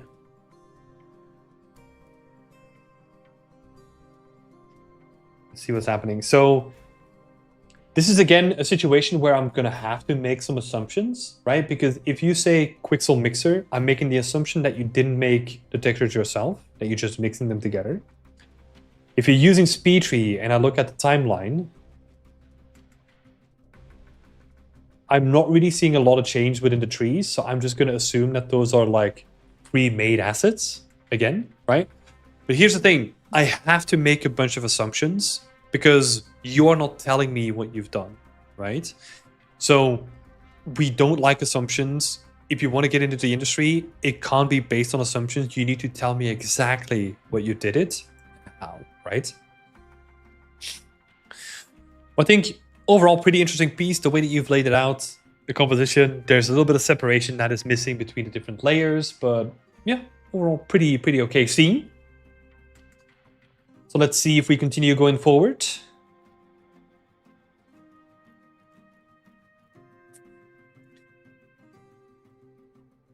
Okay, I am curious. I am already curious. You know, I'm just gonna skip through some stuff real quick. Okay, good. Okay, shit. We've got some breakdowns coming in. That's awesome. Nice. Okay. Let's go back to this one. I just wanted to see if this was going to be a consistent portfolio. Again, where it's just going to be main shot and then just like a timeline. No, I'm happy to see that. So this is just like explaining the story behind it, right? It's not that I don't like it. I was hoping for an explanation of what you've done in the scene yourself, right? So again, when it comes to this portfolio piece and the previous one, I have to make a lot of assumptions, and my assumptions are always going to be the worst. So I'm just going to assume that you haven't made anything yourself. Yeah, that you haven't made anything yourself and you've just used like pre-existing assets to then make a scene that way, right? Because you're not really... I think maybe what you've done... Like, even if you look at the rocks, right? These rocks are like, from the get-go, they already have a lot of detail on them. They're just not textured, right? And then they don't really change whenever we add the texture on it. So I just have to make the assumption that this is just like a Megascan asset that you then decided to make a shader on top of with using pre-existing tileable textures. And then you have like the foliage coming in, which is literally just like one click here, all the foliage comes in. So that is pre-existing foliage. Again, I have to make that assumption because I don't know what you've done, right? And then let's have a look at the architecture. It's kind of hard to tell from this distance. Yeah, I'm gonna have to assume the same thing, right? Like the shapes and the models are built by yourself, and then anything else has just been tidables and textures on top of it that are pre-existing, potentially. It's again, I don't know, so I'm gonna have to make assumption for the worst, right? Let's continue. Same thing here. I don't think we're gonna learn like anything new here necessarily, right? So I'm just gonna skip this one. Right. Yeah, I remember seeing this. Okay, 4 months ago. Nice. Props created for the scene. Good shit. More props, and also for the scene I created a trim sheet to build all the Christmas lights and some decorations. Vehicles are low poly with details painted directly in Substance Painter. No high poly, except for the wheels. Okay, so you did make these yourselves. That is good. I like that. And also a little bit of an explanation of like that they're low poly, details directly painted in Substance Painter. No high poly except for the wheels. That is good, right? Like that's like, it's not ideal in a lot of scenarios, but it is a showcase of you thinking about like what is the most efficient way to present or to get cars in the scene, right? Give me a little bit more information here though. Like show me the wireframes, show me the yeah, Stefan is saying it in the chat. Show me the wireframe, show me the poly count, show me the texture map, show me how you've done this stuff, right? Because I like what you're doing here, that you're saying, hey, I decided to not make a high poly, which makes sense. Not every asset needs this. But then you leave out like all the juicy stuff there too, right? Photos created for the scene. Again, give me something to latch onto, right? How did you create the foliage? What are the texture maps? Did you decide to pack them all together? Are they all separate? How much poly count do they have? Like all those things, right?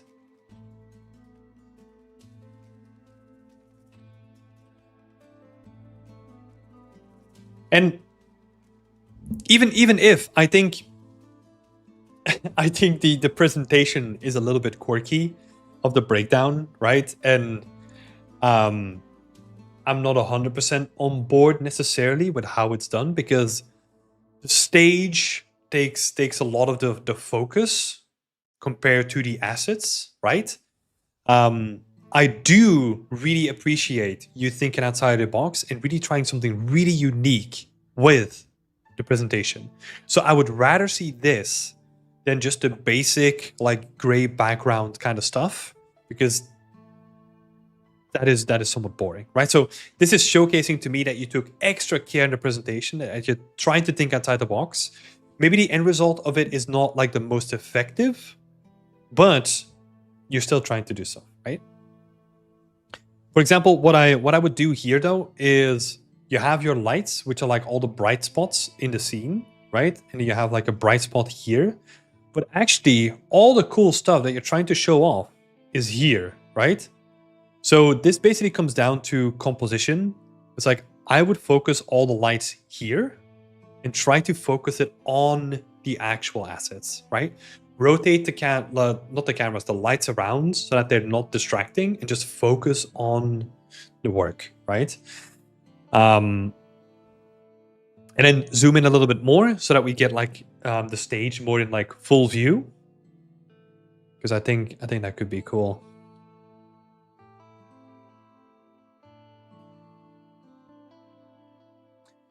Yeah, for some of it, like this works nice, right? Like the contrast of the scene itself, where you can see that a lot of my focus is in the exact position where you want it to be, right? Which is really good. Like my focus is really on this section here. That's awesome. You know, you've hit it on the head here. It's just with the other ones, you kind of need to think about like the way that you light them up a little bit more. This is an interesting one. With the roads, sidewalks, and driveways, I would honestly love to see that in context of the scene, where you show me how you've done the vertex painting, how you've applied the decals, and show me a layering, right? So what I mean with layering is, for example, Felix Leyendecker does, I keep bringing this up when we talk about like mid-poly workflows. This, right? You can clearly see with just a simple give, like base mesh, decals, grunges, and additional decals, right? And it is a clear showcase of just like, this is how I've done stuff. This is how we do stuff at it, right? This is how we make our environments. Really clear explanation. I don't really need anything else, you know? I can really just visually break it down from here. So trying to do the same thing with something like your roads, for example, right? If we scroll up, and then imagine that you have a camera. Oh my God, that's a thick boy. So imagine that you have your camera up here and your camera is looking down, right? So, and then let's say it's focusing on like this little section here. And honestly, then just have like a cutaway where you have your base landscape, then you have your modular landscape splines, then you have your decals, and then you have your vertex painting, right? Or whatever the sequence is that you want to show off. And that can be a really good showcase, you know? So try to think more in those terms.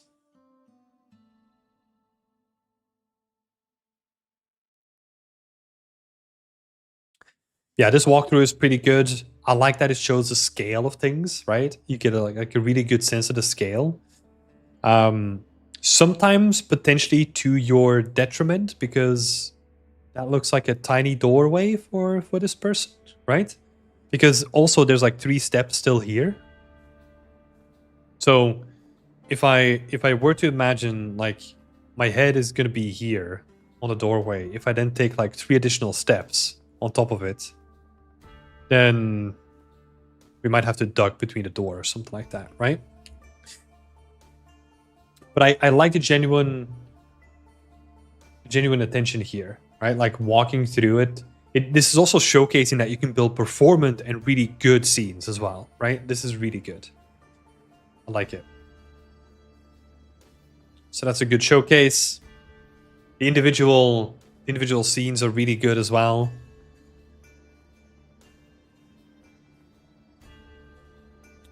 The human or the FOV seems on. It's definitely the human, though. How was he able to create projects so quickly? His last 3 projects are 1 month apart.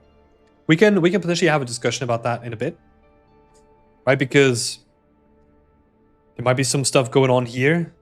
I'm seeing Quixel Mixer in the list, so that means that potentially none of the textures are built by themselves, right? So it's more a showcase of actually building stuff with pre-existing assets, right? We'll talk about that in a bit. Let's continue. In this artwork, I focus on practicing modular environment creation and experimenting with the overall concept, composition, and mood. The scene was built using modular asset set, allowing efficient iteration while maintaining visual consistency. The project served as a personal study in modular design, environmental storytelling, and atmospheric lighting. Okay, it's basically repeating the same thing that you said before, right? I mean, small thing, but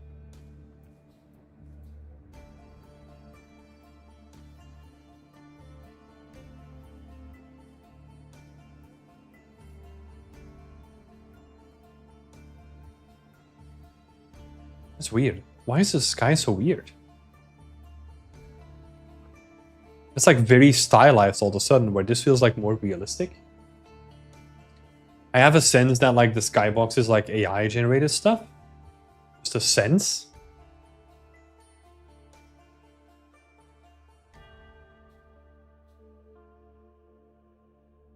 Yeah, because we have volumetric sky here.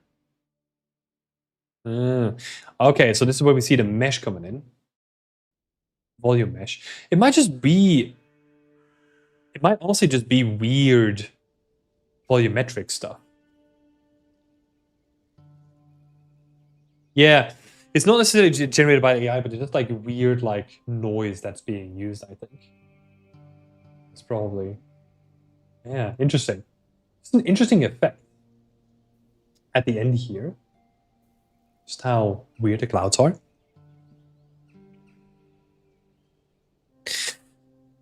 Let's see. So modular kits. A lot of reuse in the modular kits, which is what you would expect. So there's not necessarily anything wrong with that. And then this seems to just be like a bunch of tidables like mashed together, right? So that gives you like a hint on how he's managing to create like all this stuff really quickly. Because either he has these tidables lying around, or he's just like hyper efficient with them, where just one tidable for like all the stuff that you can see, right? Because yeah, if we are doing, and this is probably going to be a specific call out, right? If you start looking at the individual assets, they do really lack that attention of detail, right? It is awesome that you think about a modular approach and how to kit bash stuff together, but you don't want to sacrifice quality just because you're kit bashing stuff, right?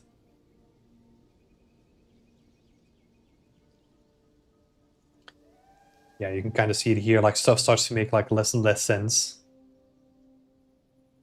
Yeah. Interesting. Again, like I would love to see more breakdowns, right? Like how did you do the things that you're doing? Because I can guess, right? And I'm guessing that a lot of it is just tidables blended together based on the needs of what the asset is, right? Which makes sense. Honestly, I'm not opposed to it. Like a lot of the stuff that we did in Far Cry, for example, was just tidable textures and then, you know, like decal trim sheets or something like that, right? Is this Kingdom 1 based on a concept? I feel like I've seen it before. Not sure. It's not mentioned, at least.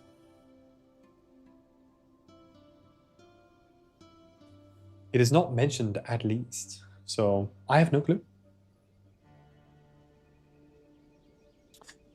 Hello, Ziggy. Hello, Color Coded. Hello, Galazar. And hello, Nautila. Good to see you all here. Hope you're all doing well. Yeah, interesting one. Interesting.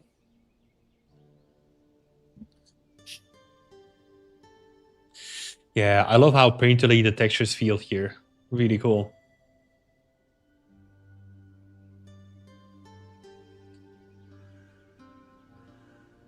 But yeah, I'm gonna have to make the assumption that it was like pre-existing textures, no? Stone wall texture here. Oh no, actually, no, I'm wrong. It's cool. So the stone wall sculpt is here. Okay, breakdowns, love it. Roof sculpts, love it. And then the rough finish, this makes sense. RGB masking, awesome. Yes. Okay. So this is going in the right direction. I am still wondering how you've done certain things, right? Because you call out RGB masking, which is good. What texture size does RGB masking have? Is it the entire castle, or did you manage to split it up into multiple different sections? How did you go about that approach, right? Give me more details to latch onto. And then the stone wall sculpt, because you can actually do a lot with just like a single texture specifically. And then just using nanite or displacement or whatever you want to do, you can make stuff look really, really detailed really quick, right? And then you slap on top of that like RGB masking to create like some unique textural detail, maybe some decals. You can be in like a really good spot really quickly.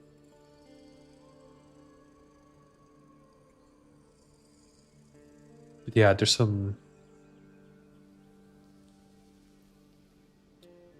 interesting stuff happening here because you have some sort of patterning going on the wall, but it doesn't seem to be just like in general nanite displaced or something like that. It has like very specific details in very specific areas, which is interesting. But yeah, this is already getting to like a way better place than it did before, right? We're getting a little bit more of an understanding of how you've done stuff, which is good. I still do want to see more stuff broken down, right? Because yeah, you've done the sculpting here, and then you've done the roof texture here, which is cool. And you have some additional things.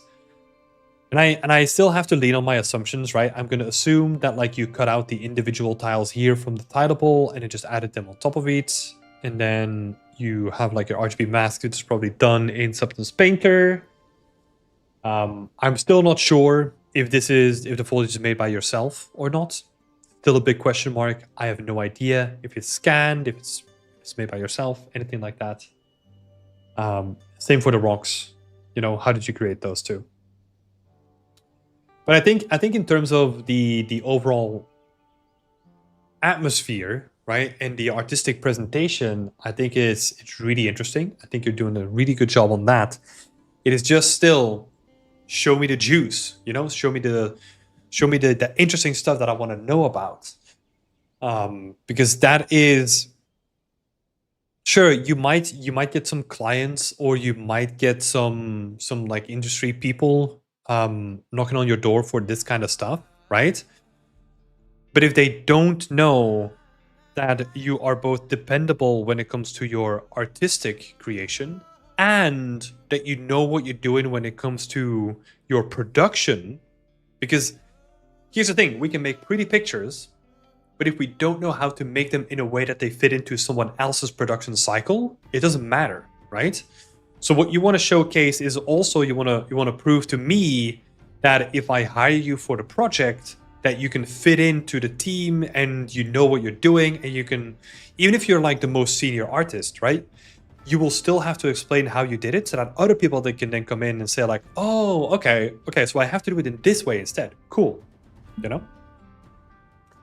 So have that on your portfolio. Be more open about like how you've done stuff, what your process is, like explain all that kind of stuff, right? Quick videos, images, whatever you want to do there, showcase the process, right?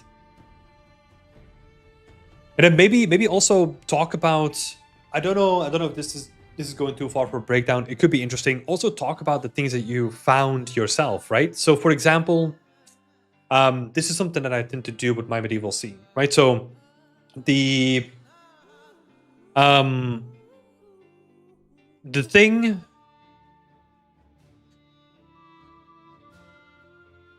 that I was running into with my medieval project, right, is I was trying to do this new thing, like a new thing for me at least, where instead of going to Substance Painter to then bake down like an RGB mask, I was like, I hate that step, and if I have to do it for like 700 assets, like it's not going to be going well for me. What I did instead was, okay, I want to find like a solution that I can do in Unreal Engine, so I baked my RGB maps in Unreal Engine instead, based on the vertex color, right? But that has some drawbacks and some pros and cons to it, right? And that kind of stuff, like you going through like, oh, I tried this, but then I used this instead, and this is like the outcome of that thing. It has these pros and cons. Stuff like that could be really interesting to showcase. Whether that is for a breakdown or you want to keep that a bit more to yourself for a blog or something like that, it's up to you. But I want to see as a potential person that could hire you as a freelancer, right? If we focus on that, I want to see that you can be reliable from like a production perspective as well. Ashish is saying, oh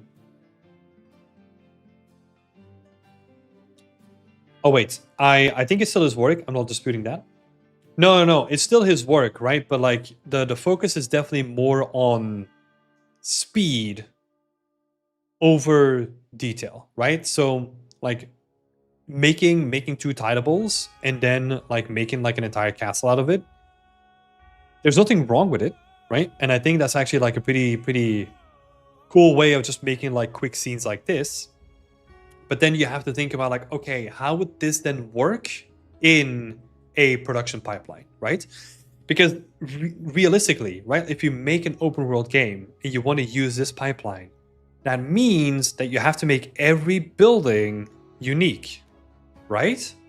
Because you're building it from scratch with displacement in mind. So you have to like model the shell of the building, then do displacement, and do all your little things there, which also means that it's going to limit the amount of reuse, right? There are some ways that we can avoid this, right? Like you can almost combine this technique with like a modular kit, and that gives you like both the flexibility to do like modular stuff in the open world, but then also have more unique points of interest like this one where you do unique and they still use like the same resources at the bottom of it, right? Which is really cool. But yeah, that sort of stuff, like I want to see that somewhat visualized. But yeah, really cool stuff. I'm wondering actually what's in the 8 level breakdown. Castle.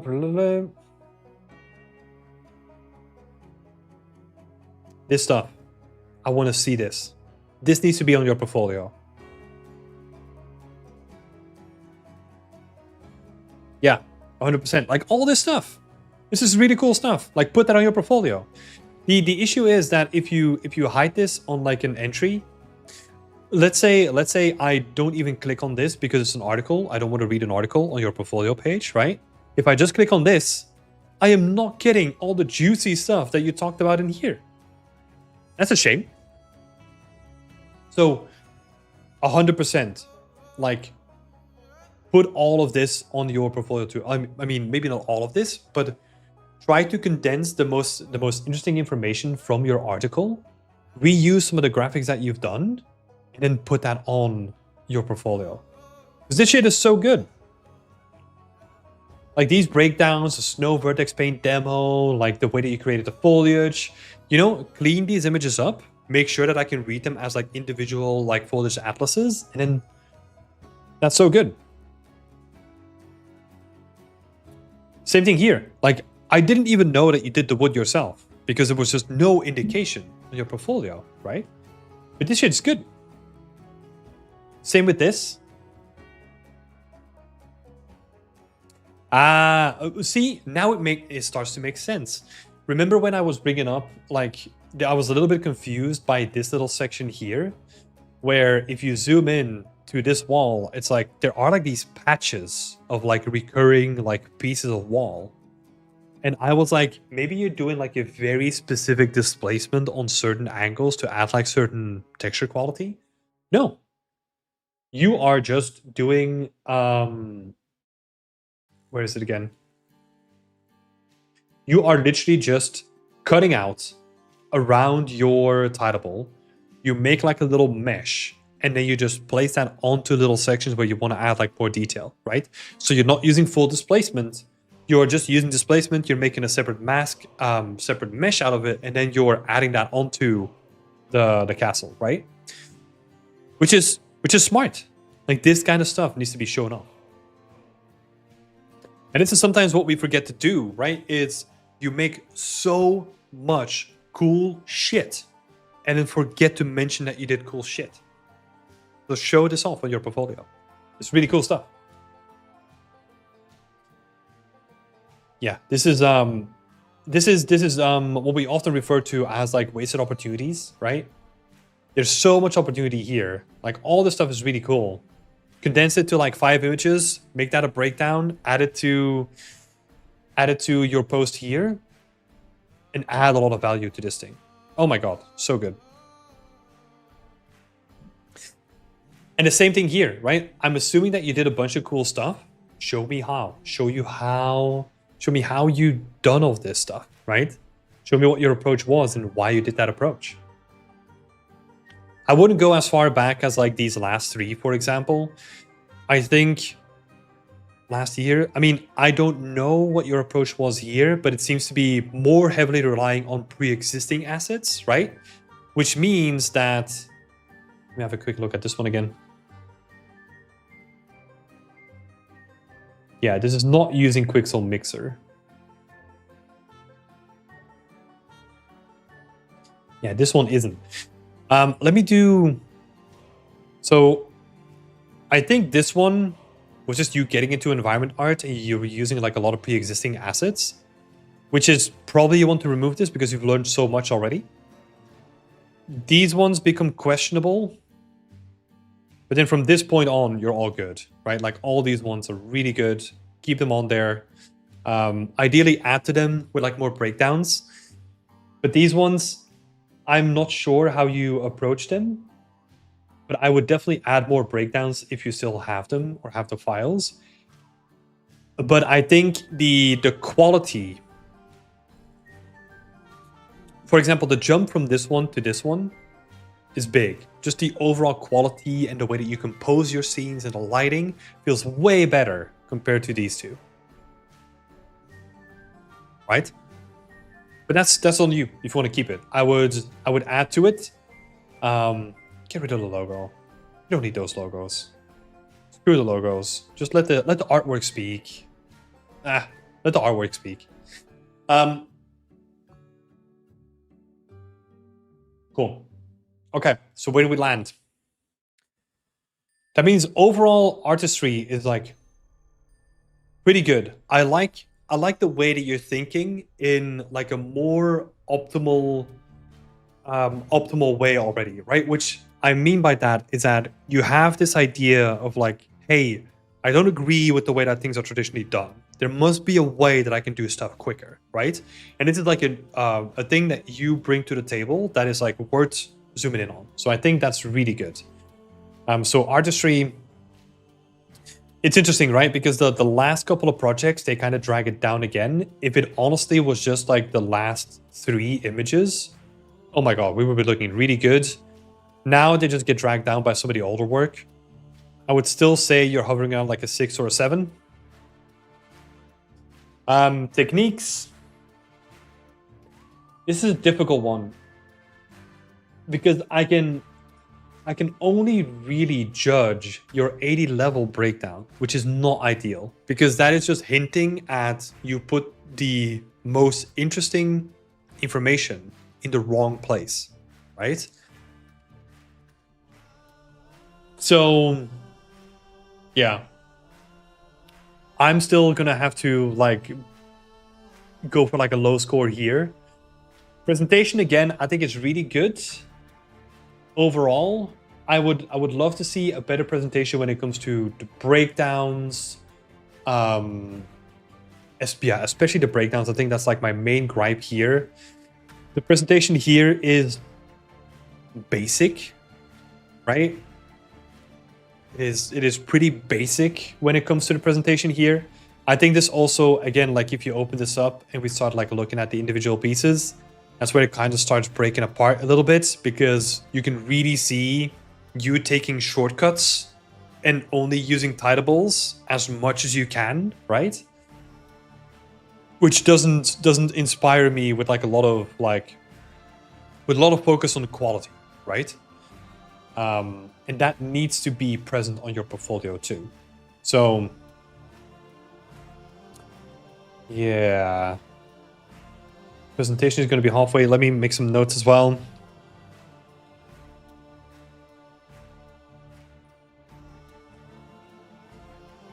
Show more of your breakdowns and your process, right? That's what I want to see.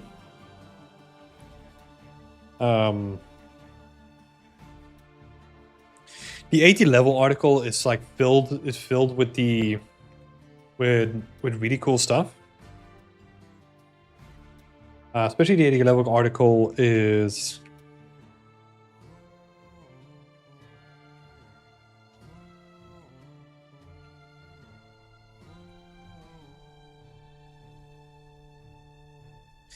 so add every post to your ArtStation.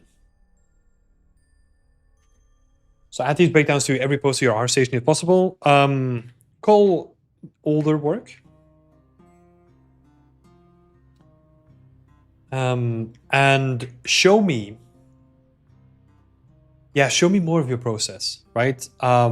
Show me.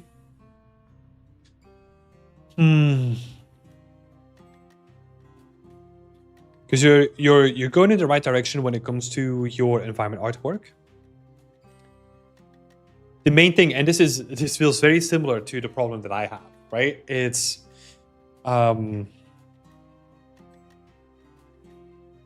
you got to show more detailed work, right? Because environment artists, we tend to focus on the big picture, but especially if you want to go for high quality worlds, and this is something that you said yourself, right? If you want to go for high quality worlds, we need to put in high quality work, right? Which means that sometimes you can get away with RGB masking and it can hold up. But sometimes you need to also incorporate unique pieces in there too to then get that quality bump that you need, right? Yeah, so cull older work, and for the future,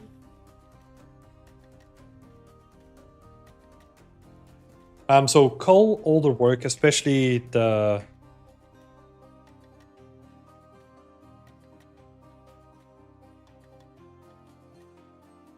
with Quixel Mixer, right? Because again, the value of this portfolio piece, the last one, I think is more just composition, perhaps. But then I find this one like way more interesting in terms of composition rather than this, because there's so much more stuff that I want to do here to get like clear layer separation and all that kind of stuff.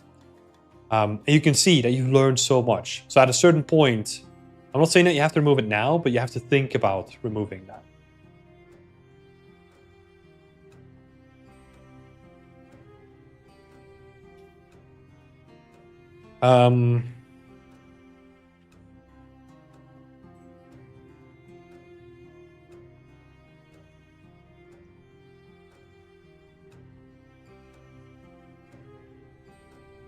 Because yeah, like I want you to focus on like higher quality pieces, because again, I think that you already have a really good sense on how to make an efficient environment portfolio, right? Or like an environment art piece.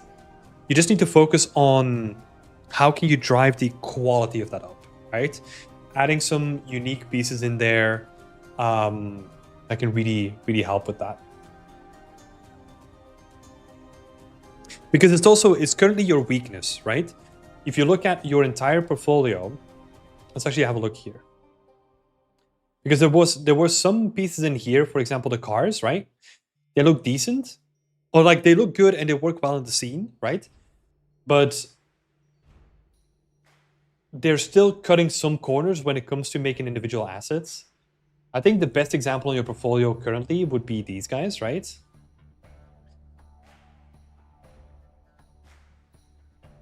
But even here, right? I mean, I love how characteristic they are and like how good how interesting they look.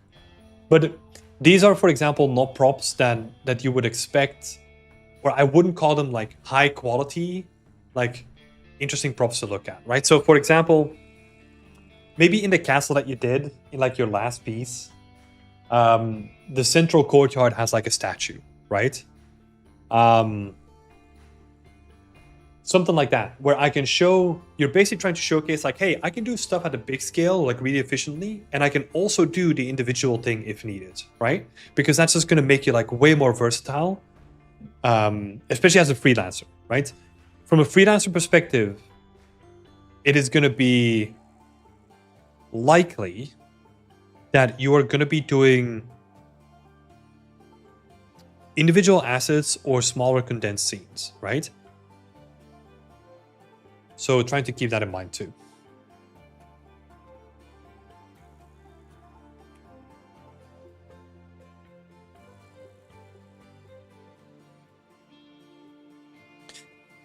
Let's see.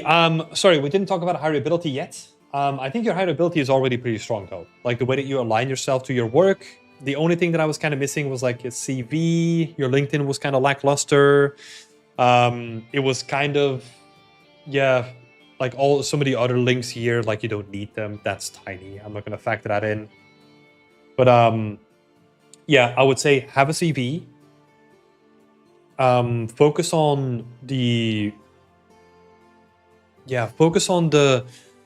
best work that you can bring to the table. And once you do like your breakdowns and you add like your CV, I think you're going to be in a good position. I think you're in a good position already, but you can be in a better position if you have a CV and then you focus on more higher quality work, especially when it comes down to like the individual asset, right?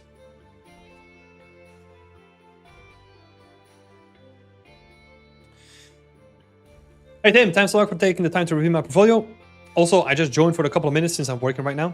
Hey, thanks for popping in, man.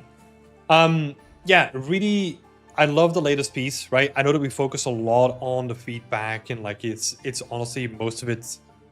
I think when I'm talking, like, is so focused on like, okay, how do we fix this? How do we improve this? That it kind of feels like negative. But I really love what you've done in your last piece. I love the way that you went about it too, even though like one of the things that we talked about was that I want to see more of your thought process, right? I think that you show it off so beautifully in your 80 level article. You need to just transfer some of that stuff and just put it in your ArtStation too, because that is where the juice is, you know? Yeah, really cool stuff. Yeah, once you've got time to look at it, go through the whole thing. If you have any more questions, feel free to reach out to me, and then we can talk about any additional questions that you might have. But yeah, thank you for sharing your work as well, Kroliak.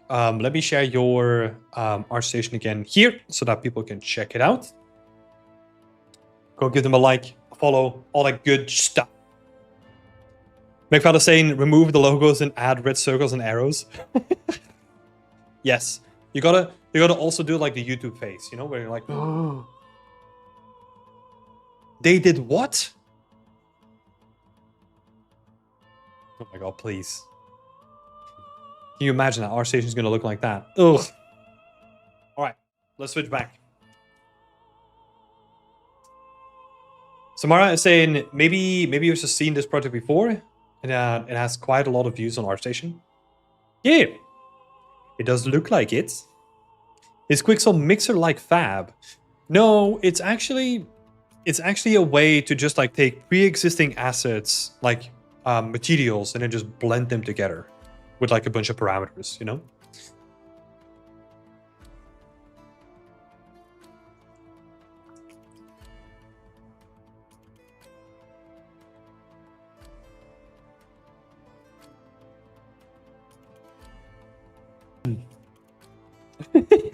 They used Unreal? What? Oh my god. The composition and lighting is consistently really good in every scene. Yeah. I think especially in the last 3 ones, I'm really happy to see like the consistency there. Yeah. Really good stuff. Hey Jeremiah, good to see you. Good to see you. I'm doing good. How are you doing yourself? Not that I'm saying, yeah, I definitely have seen this work before. Yeah, I don't spend enough time on ArtStation anymore. I mean, not that I really need to, but I don't really see a lot of stuff floating by again. But yeah, we're just going to continue our yap session just a little bit. So if you have any questions or anything that you want to bring up, let me know, and then we can chat about it. Because I don't think, do we have... oh, Ashish was basically saying, like, how is he able to create projects so quickly? His last 3 projects are a month apart. So that's it. That is a good question. I think we can see it from just reusing materials, right? Or making really smart use of pre-existing materials, right? So for example, in the last piece, just using one tileable for the roof and one tileable for the stone walls, and then you obviously got like the wooden kit as well with like splintered wood. That is honestly just like smart, right? That is honestly just like really smart when it comes to like the scope of your scene, right? You make like 3 really good looking materials, and then you have like the base already solidified for the entire scene. Sure, there's some snow and some other materials there too, but they don't really take the front stage, right? So it's honestly a combination of very good scope management, probably very efficient use of their time, and then just executing, you know? Because I mean, I don't want to undersell it, but like a scene like this, right? Like the scene that we just looked at, it is not really that difficult. Let me see, right? Because I want to be very specific with my words. It's not really that difficult to make all the individual components that are required to make a scene like this, right? Obviously, the time is spent on taking that small amount of components and making them look really, really good. That's where the time is spent here, right? But if you just have snow, you just have a stone tileable, you have a roof tileable, you have wood. That's it. You have like the rocks as well. But if you start breaking it down like this, it is just a very efficient way of building an environment with like the minimal amount of resources that you need, right? So yeah, it's just very smart planning. Honestly, that's what it comes down to. And again, I'm not trying to like take away from like the effort and the time that was spent into it, right? I think it's just like really smart planning that went into this, and then just like really good execution too. So yeah, I think it's a good question. This is what I want to see more people do. Just like, don't focus on like what is oftentimes, it's a real trap sometimes, right? Like destroyed environments. Destroyed environments, they need so much support. And they always look awesome if you can pull them off, but they need so much love and support and so much different workflows that are coming together. It might become something where it's like, oh, you thought that it was sort of easy because I'm just doing a box with some destruction in it, to like, oh my god, to make this look good, I need to do so much shit.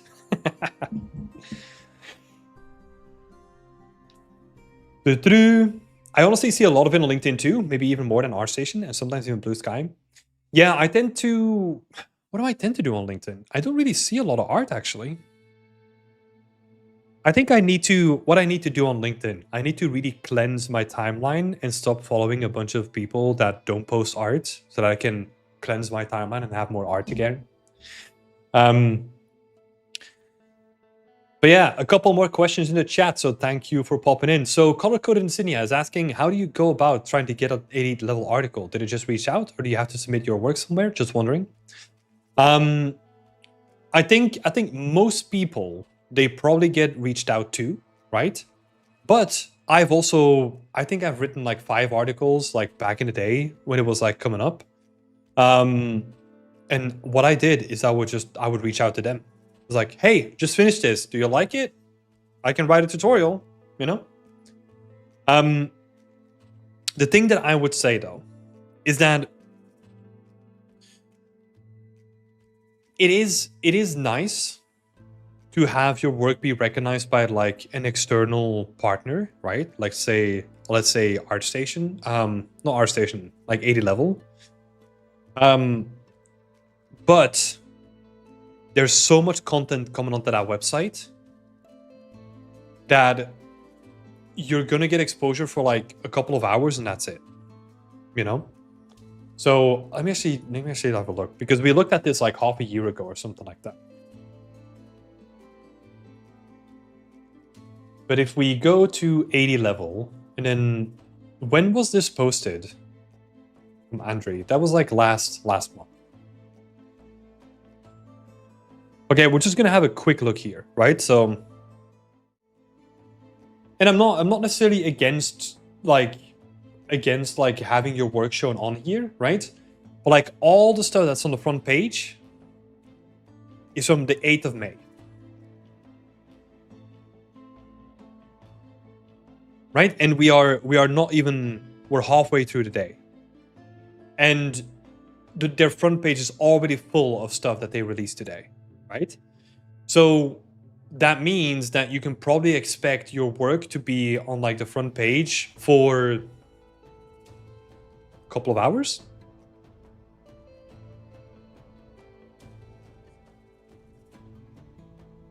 Because let's see, 7th of May.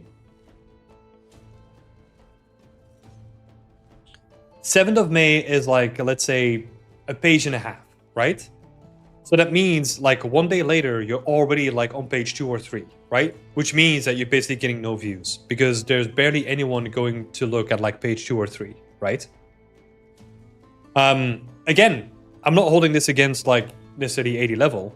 I'm just looking at it from, I am purely looking at it from the amount of time that you invest into it I would then also look at how you can reuse that content that is made in different ways apart from 80 level, right? Because it can be somewhat of an effective way. Well, actually, is it an effective way?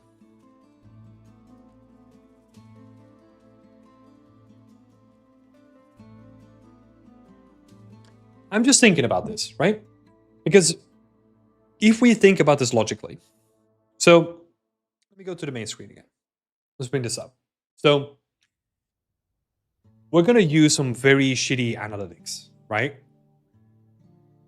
The reason why 80 level reached out to Andre, I'm going to guess, I'm going to make an assumption here, right? 1,000 reactions here, right? The way that 80 level looks at ArtStation is just because they need some content, right? Which makes sense. I mean, they run a website, they have to make that running somehow, right? But that is probably the way that like Andre got onto their radar and then got to do an 80 level article. So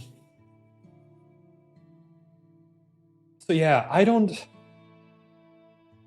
it is weird if you are already driving this amount of traction. I'm going to make the assumption that it is honestly not worth it for you to make an 80 level article. My opinion here, right? Because let's do some digging. So let's go to 80 level. So this is being broadcast to like 250,000 of followers, right? Sounds impressive, which is really cool. Now let's scroll down. And then look at how many people like a post. You know, this gets served to like 7,000 views. These are views, right? These are not people that like engage with the post or something like that. This is just like the amount of views that it gets. And I'm saying this where like if you go from like a view perspective, let's see if we can keep scrolling and actually find. This is from the 5th of May. We've been scrolling for like a while already. We are not going to find this at all like this.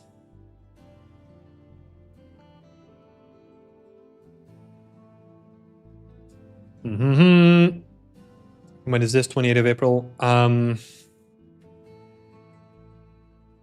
sorry, Andre. We're using your work as a test bed right now.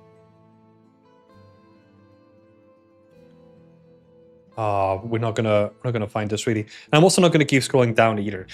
But the point that I was trying to make is that if you yourself get like 7,000 views already, right? And then you get like 5,000 views on, let's say, like a random article here. Let's say this one, right? This gets like 7,000 views. The rough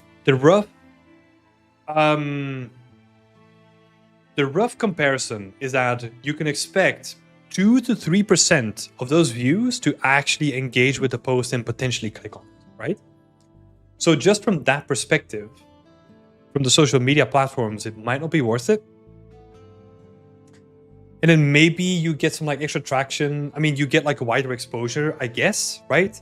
But just from, I'm really thinking about like as a business, if you were to think about like the time invested versus like the study you get out of it, I don't think it's that worth it, in my opinion.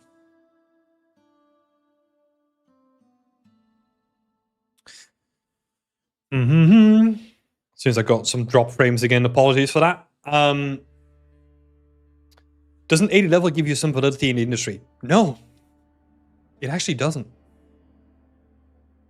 It actually doesn't. I do not know any industry professional who looks at 80 level.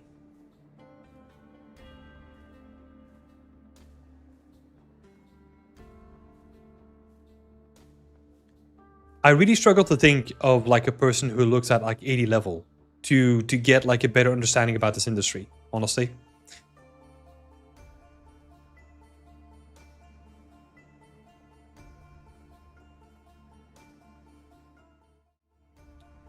Ooh, we're getting some choppy frames.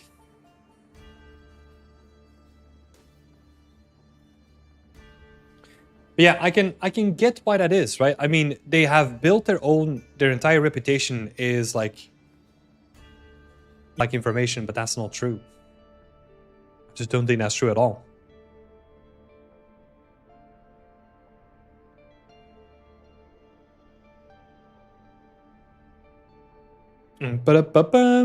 Sorry, it seems like we're getting a little bit of interference here. I don't know what's happening. Let me have a quick look, because I think that's a really interesting question for you to ask. Does it give you like any validity? Dropped Frames would be a good studio name. That would be good, actually. That would be good. I like that.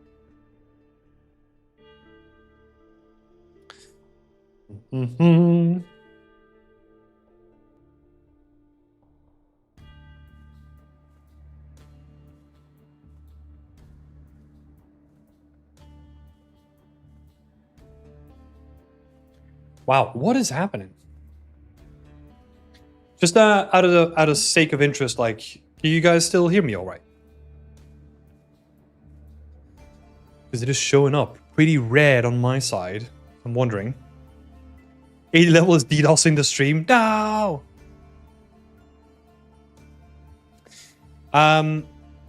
Let's see. McFall is saying it seems like they do like 10 to 20 articles a day. Yeah, they do a lot of articles a day. And that's the thing, like, yeah. I mean, look, here's the thing, right? Like, I think it is still good to kind of get that extra exposure, and that you can probably leverage that on your CV or something like that, right? Like, writing an article can give you some additional, like, at least to me, what it does, right? Like, if you were to write an article, what that does to me is that you want to go outside of your way to help other people go into the industry, right? Doesn't it give a better impression to recruiters if you have a post on ArtStation with an 80 level logo? No, not really. I don't think so.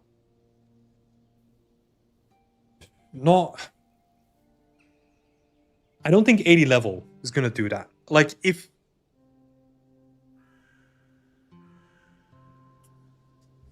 yeah, I'm really trying to think of this as, like, let's say as a recruiter, right? Like, if I see that on your portfolio, the main thing that I think of, right, is if I see that on your portfolio, it's not necessarily that it's a bad thing, but I don't think like, oh, they're on 80 levels, so they must be good. I'm more thinking about it from a way of like, oh, they have an 80 level article, so they love sharing their knowledge with other people, which might then be helpful for us to use that inside of our studio so that you can write documentation and mentor some people and all that kind of stuff, right? That's the way that I translate what I see on your portfolio from like an 80 level article into how it can actually be used in the industry, right? Or you're going to be a person who is going out of their way to do extra for the job, right? So it's not that like the 80 level logo by itself is going to add extra credibility to your portfolio just through the powers of that logo. It's more about that you are showcasing that you're willing to go the extra mile, and then also showcasing how things work and what you have experienced yourself, right? But you can do the same thing with your own blog. You can do the same thing with other articles on other platforms. You can do the same thing on social media, whatever, right? It doesn't need to be specifically 80 level in this case. There's so many ways of doing that, right? Because I think, I mean, take an example for me, right? Like when I started, like before Beyond Extend was Beyond Extend, I wrote like a blog post like every week on ArtStation, right? And I think that definitely adds some weight and some credibility to your work, because you are a person who's keen to share knowledge with other artists in the industry, and that adds weight to whenever they have to make a decision on hiring you, right? Because that is genuinely like a helpful skill to have in a production cycle. Let's see. How do 80 levels articles work? Do they ask you for one? Yeah, that's sort of the same thing. So in my case, what I done is I just reached out to them.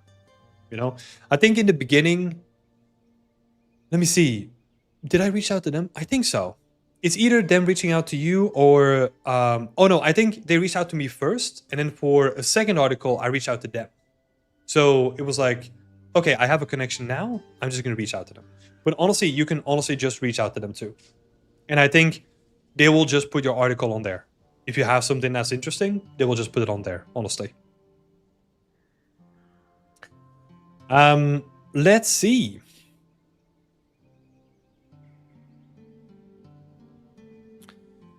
They put out so much. I see a new post on A level almost every day. Yeah, I mean that is their content. That is their content. That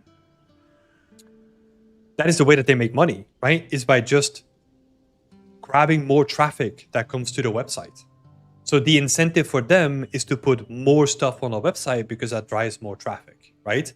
Where, for example, someone brought it up, like a games artist article are a lot more infrequent because their incentive is not to have a lot of articles. They just want to get better articles because they're supported by a community, right? That's the same thing with Beyond Extent, right? Like we don't have to build a website that is like driven by like just traffic. We work fundamentally different. The incentives for us as a business are different compared to something like 80 level. Yeah. Plus also one thing, and this is a question, right? I have not even bothered to look into this. How do they validate if the stuff that's even on their website is actual correct industry knowledge, right? That is always something to think about. For example, the first thing that I'll do whenever like a school reaches out to me, or if I hear people talking about a school, I'll go to the school and I look at their roster of lecturers, right? If their lecturers have industry experience or they are still in the industry, that's a massive plus. If you don't, or you're not industry adjacent, then how am I supposed to trust you, you know? Because trust doesn't necessarily come from like the way that you talk about yourself. It's about like the career and the study you have done before, right? That's where that trust comes from. And that goes for anything, right? I don't want to throw like one particular website under the table, but you have to do that thing for like anyone. But yeah, again, like I'm not necessarily opposed to like an 80 level article myself, because I have done 4 or 5 of them, right? The way that I see them is just like you could do some articles for them and get some like decent traction, but you would then need to have a way to track that, right? So for example, here's an efficient way if you can do that, right? You have ArtStation Pro that shows you analytics of your profile and who's going to land on it, right? You need to have a profile that has like a year of traffic, right? So that you can have a benchmark for like on average how many people are visiting your ArtStation, right? Because you want to drive people to your ArtStation, right? Because that's where you want to get a job or whatever else, right? So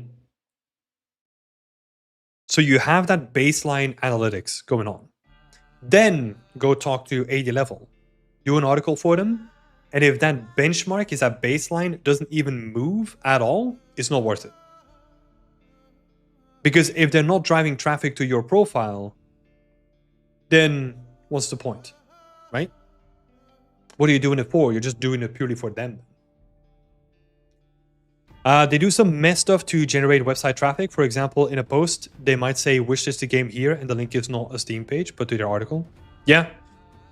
That's what I mean, right? I'm personally not a big fan of like 80 level because it really feels like a content mill. They don't really care about people. They just know that like artists, including myself, we're gullible. We want that exposure because we hope that it helps us get more traction in the industry. And most of us, especially these days, for very good reasons, we're sort of desperate, right? So yeah. I think there was a question before as well about I mean, I'm probably not gonna have a good opinion on this. But let me see. Where is it? Do.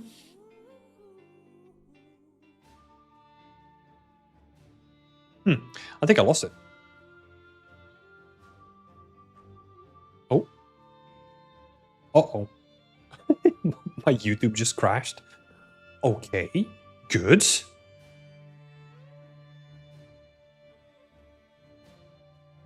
We're still live. Okay. Jesus. Oh, Gattlezar. Yeah. What do you think about the rookies? Yeah, that's the thing. I don't really have a good opinion on the rookies because it's not a site that I use necessarily, right? So, yeah, I think generally like the main thing that I like about it is that they have some sort of industry tracking, right? Where you can tell like, oh, this school is in the top 5, so that means that there is, from like a very broad sense, that school is probably going to be better for me to go to than like another school, right? I think that is very helpful, because a lot of students, and including myself in this, right? Like no clue what school is good to go into, right? There's no sense of that whatsoever. So them trying to formulate some sort of structure around it is actually pretty good, and I think it's something that was like needed as well, because games and game universities, there's so many of them that, yeah, we needed something like this. But yeah, other than that, I don't really have a clue. And also the benefit there is the way that they work is they still put like a lot of industry weight behind it, right? So if you do, I don't know what's this called, like the yearly thing that they do where you have to upload your work and then it gets seen by like judges and all that kind of stuff, and they do like a grading system. I think that is good because you are not necessarily putting in a ton of your time. You are just literally taking pre-existing content that's already there and you're also putting it on their platform, right? So that's the difference between something like 80 level, where they expect you to generate content, versus the rookies is like, hey, look, you just like put your content here, and then yeah, we'll have like a jury, like a large jury, look at it and then give you like a rating there, right? But that's sort of the extent of the stuff that I know, right? Because the rookies, when I participated in it, was like a bit different. I actually had to make an environment in 2 weeks, I think. No. Scratch that. That's a lie. That's not true. That wasn't for the rookies. That was for search for the star. Was that was something different? Yeah. So scratch that. I was for search for a star. I had to make like an environment in 2 weeks, which was like mental. To then, I don't know what the point of it was even. Why did I do that? I have no idea. I think that was to get featured on their website or something like that. And it did, so I'm happy about that. But yeah, I don't think is Search for a Star even still around? Search for a Star. Grads in Games, Search for a Star. Are they still doing that?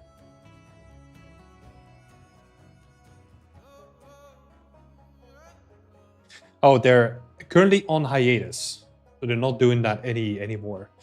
And the last update is from 2019, so I don't think they're still doing it. Okay, so that solves that. Ashish is asking a good question. How does something like the rookies earn money? Can they be trusted with the school rankings? That is a good question, and I don't know the answer to that. I have no clue, honestly. I don't know how they're making money. I don't know how the rankings work. No clue. Because I got no insights in that whatsoever. 2 weeks or an environment sounds insane. In 2 weeks, I was still doing blockhouse still. Yeah, and we had to make, using the same modular kit, we had to make 2 separate camera shots. So I made 2 different ones. I still have it actually. Let me go to my ArtStation. Let's bring it up. And I think after that, unfortunately, I have to pop out because I got some people to mentor. Let's see, which one was that? Here we go. Was this guy?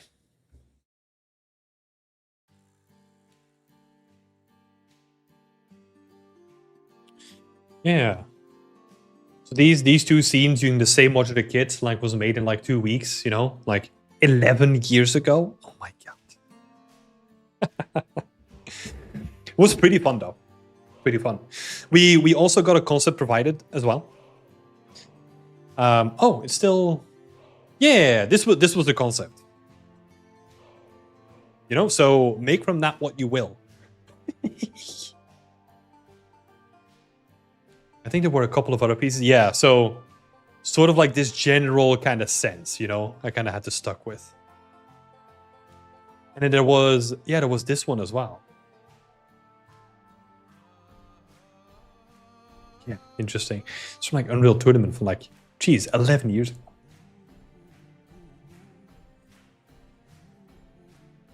Oh, wow. Yeah.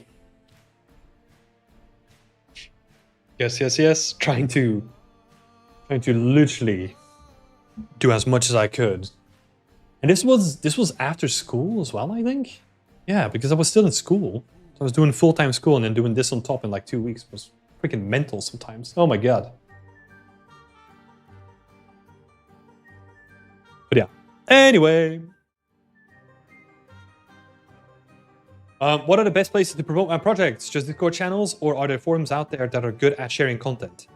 If you just want to promote your projects, probably the most efficient way is to actually, in Discord community specifically, talk to the people and then over time talk about your projects. Because I can almost guarantee you, if you just go into like a bunch of random Discords and you just share like, hey, latest work, peace out, yo. I don't think you're going to get a success rate of like 1% or 2% or something like that, right? So I think that's the general vibe that I get with Discord channels. When it comes to mass promotion, any sort of social media, pick whatever social media platform you want, or all of them, be consistent, posting them over time, and you will build up some sort of a following, you know? Reddit seems to be an interesting place as well, even though I've never used it myself. I see some people are getting traction here and there, which is good. But yeah, honestly, if you want to shout about your project, go try literally everything. Because the way that I've done things in the past is going to be completely different from the way that it's doing now, right? So honestly, the best way to do it is pick whatever site or platform or social media that you can find. Try it consistently for a month. Look at what the outcome of that month is. If it's not worth your time, scratch that from the list and focus on the other ones that are worth your time. Try mostly in Discord and LinkedIn. Yep. Yeah, those are good places to start. And I would then also explore like other places too. Because here's the thing, like I would probably say Discord and LinkedIn, but I am also not actively promoting anything at this point, right?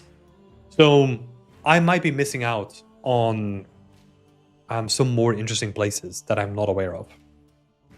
But yeah, it's a good question though. All right. I do have to pop out. I really appreciate you all taking the time, chilling out with me, having fun. It was a nice, fun session, and I appreciate the good questions, and I love to chat with you all. But I do have to go now. So I wish you all a nice day, a nice start of your weekend, and we'll see each other next week on Wednesday. Have a good one, and have a creative weekend. Bye-bye. Oh yeah, and don't forget to like and subscribe, I guess. Do it.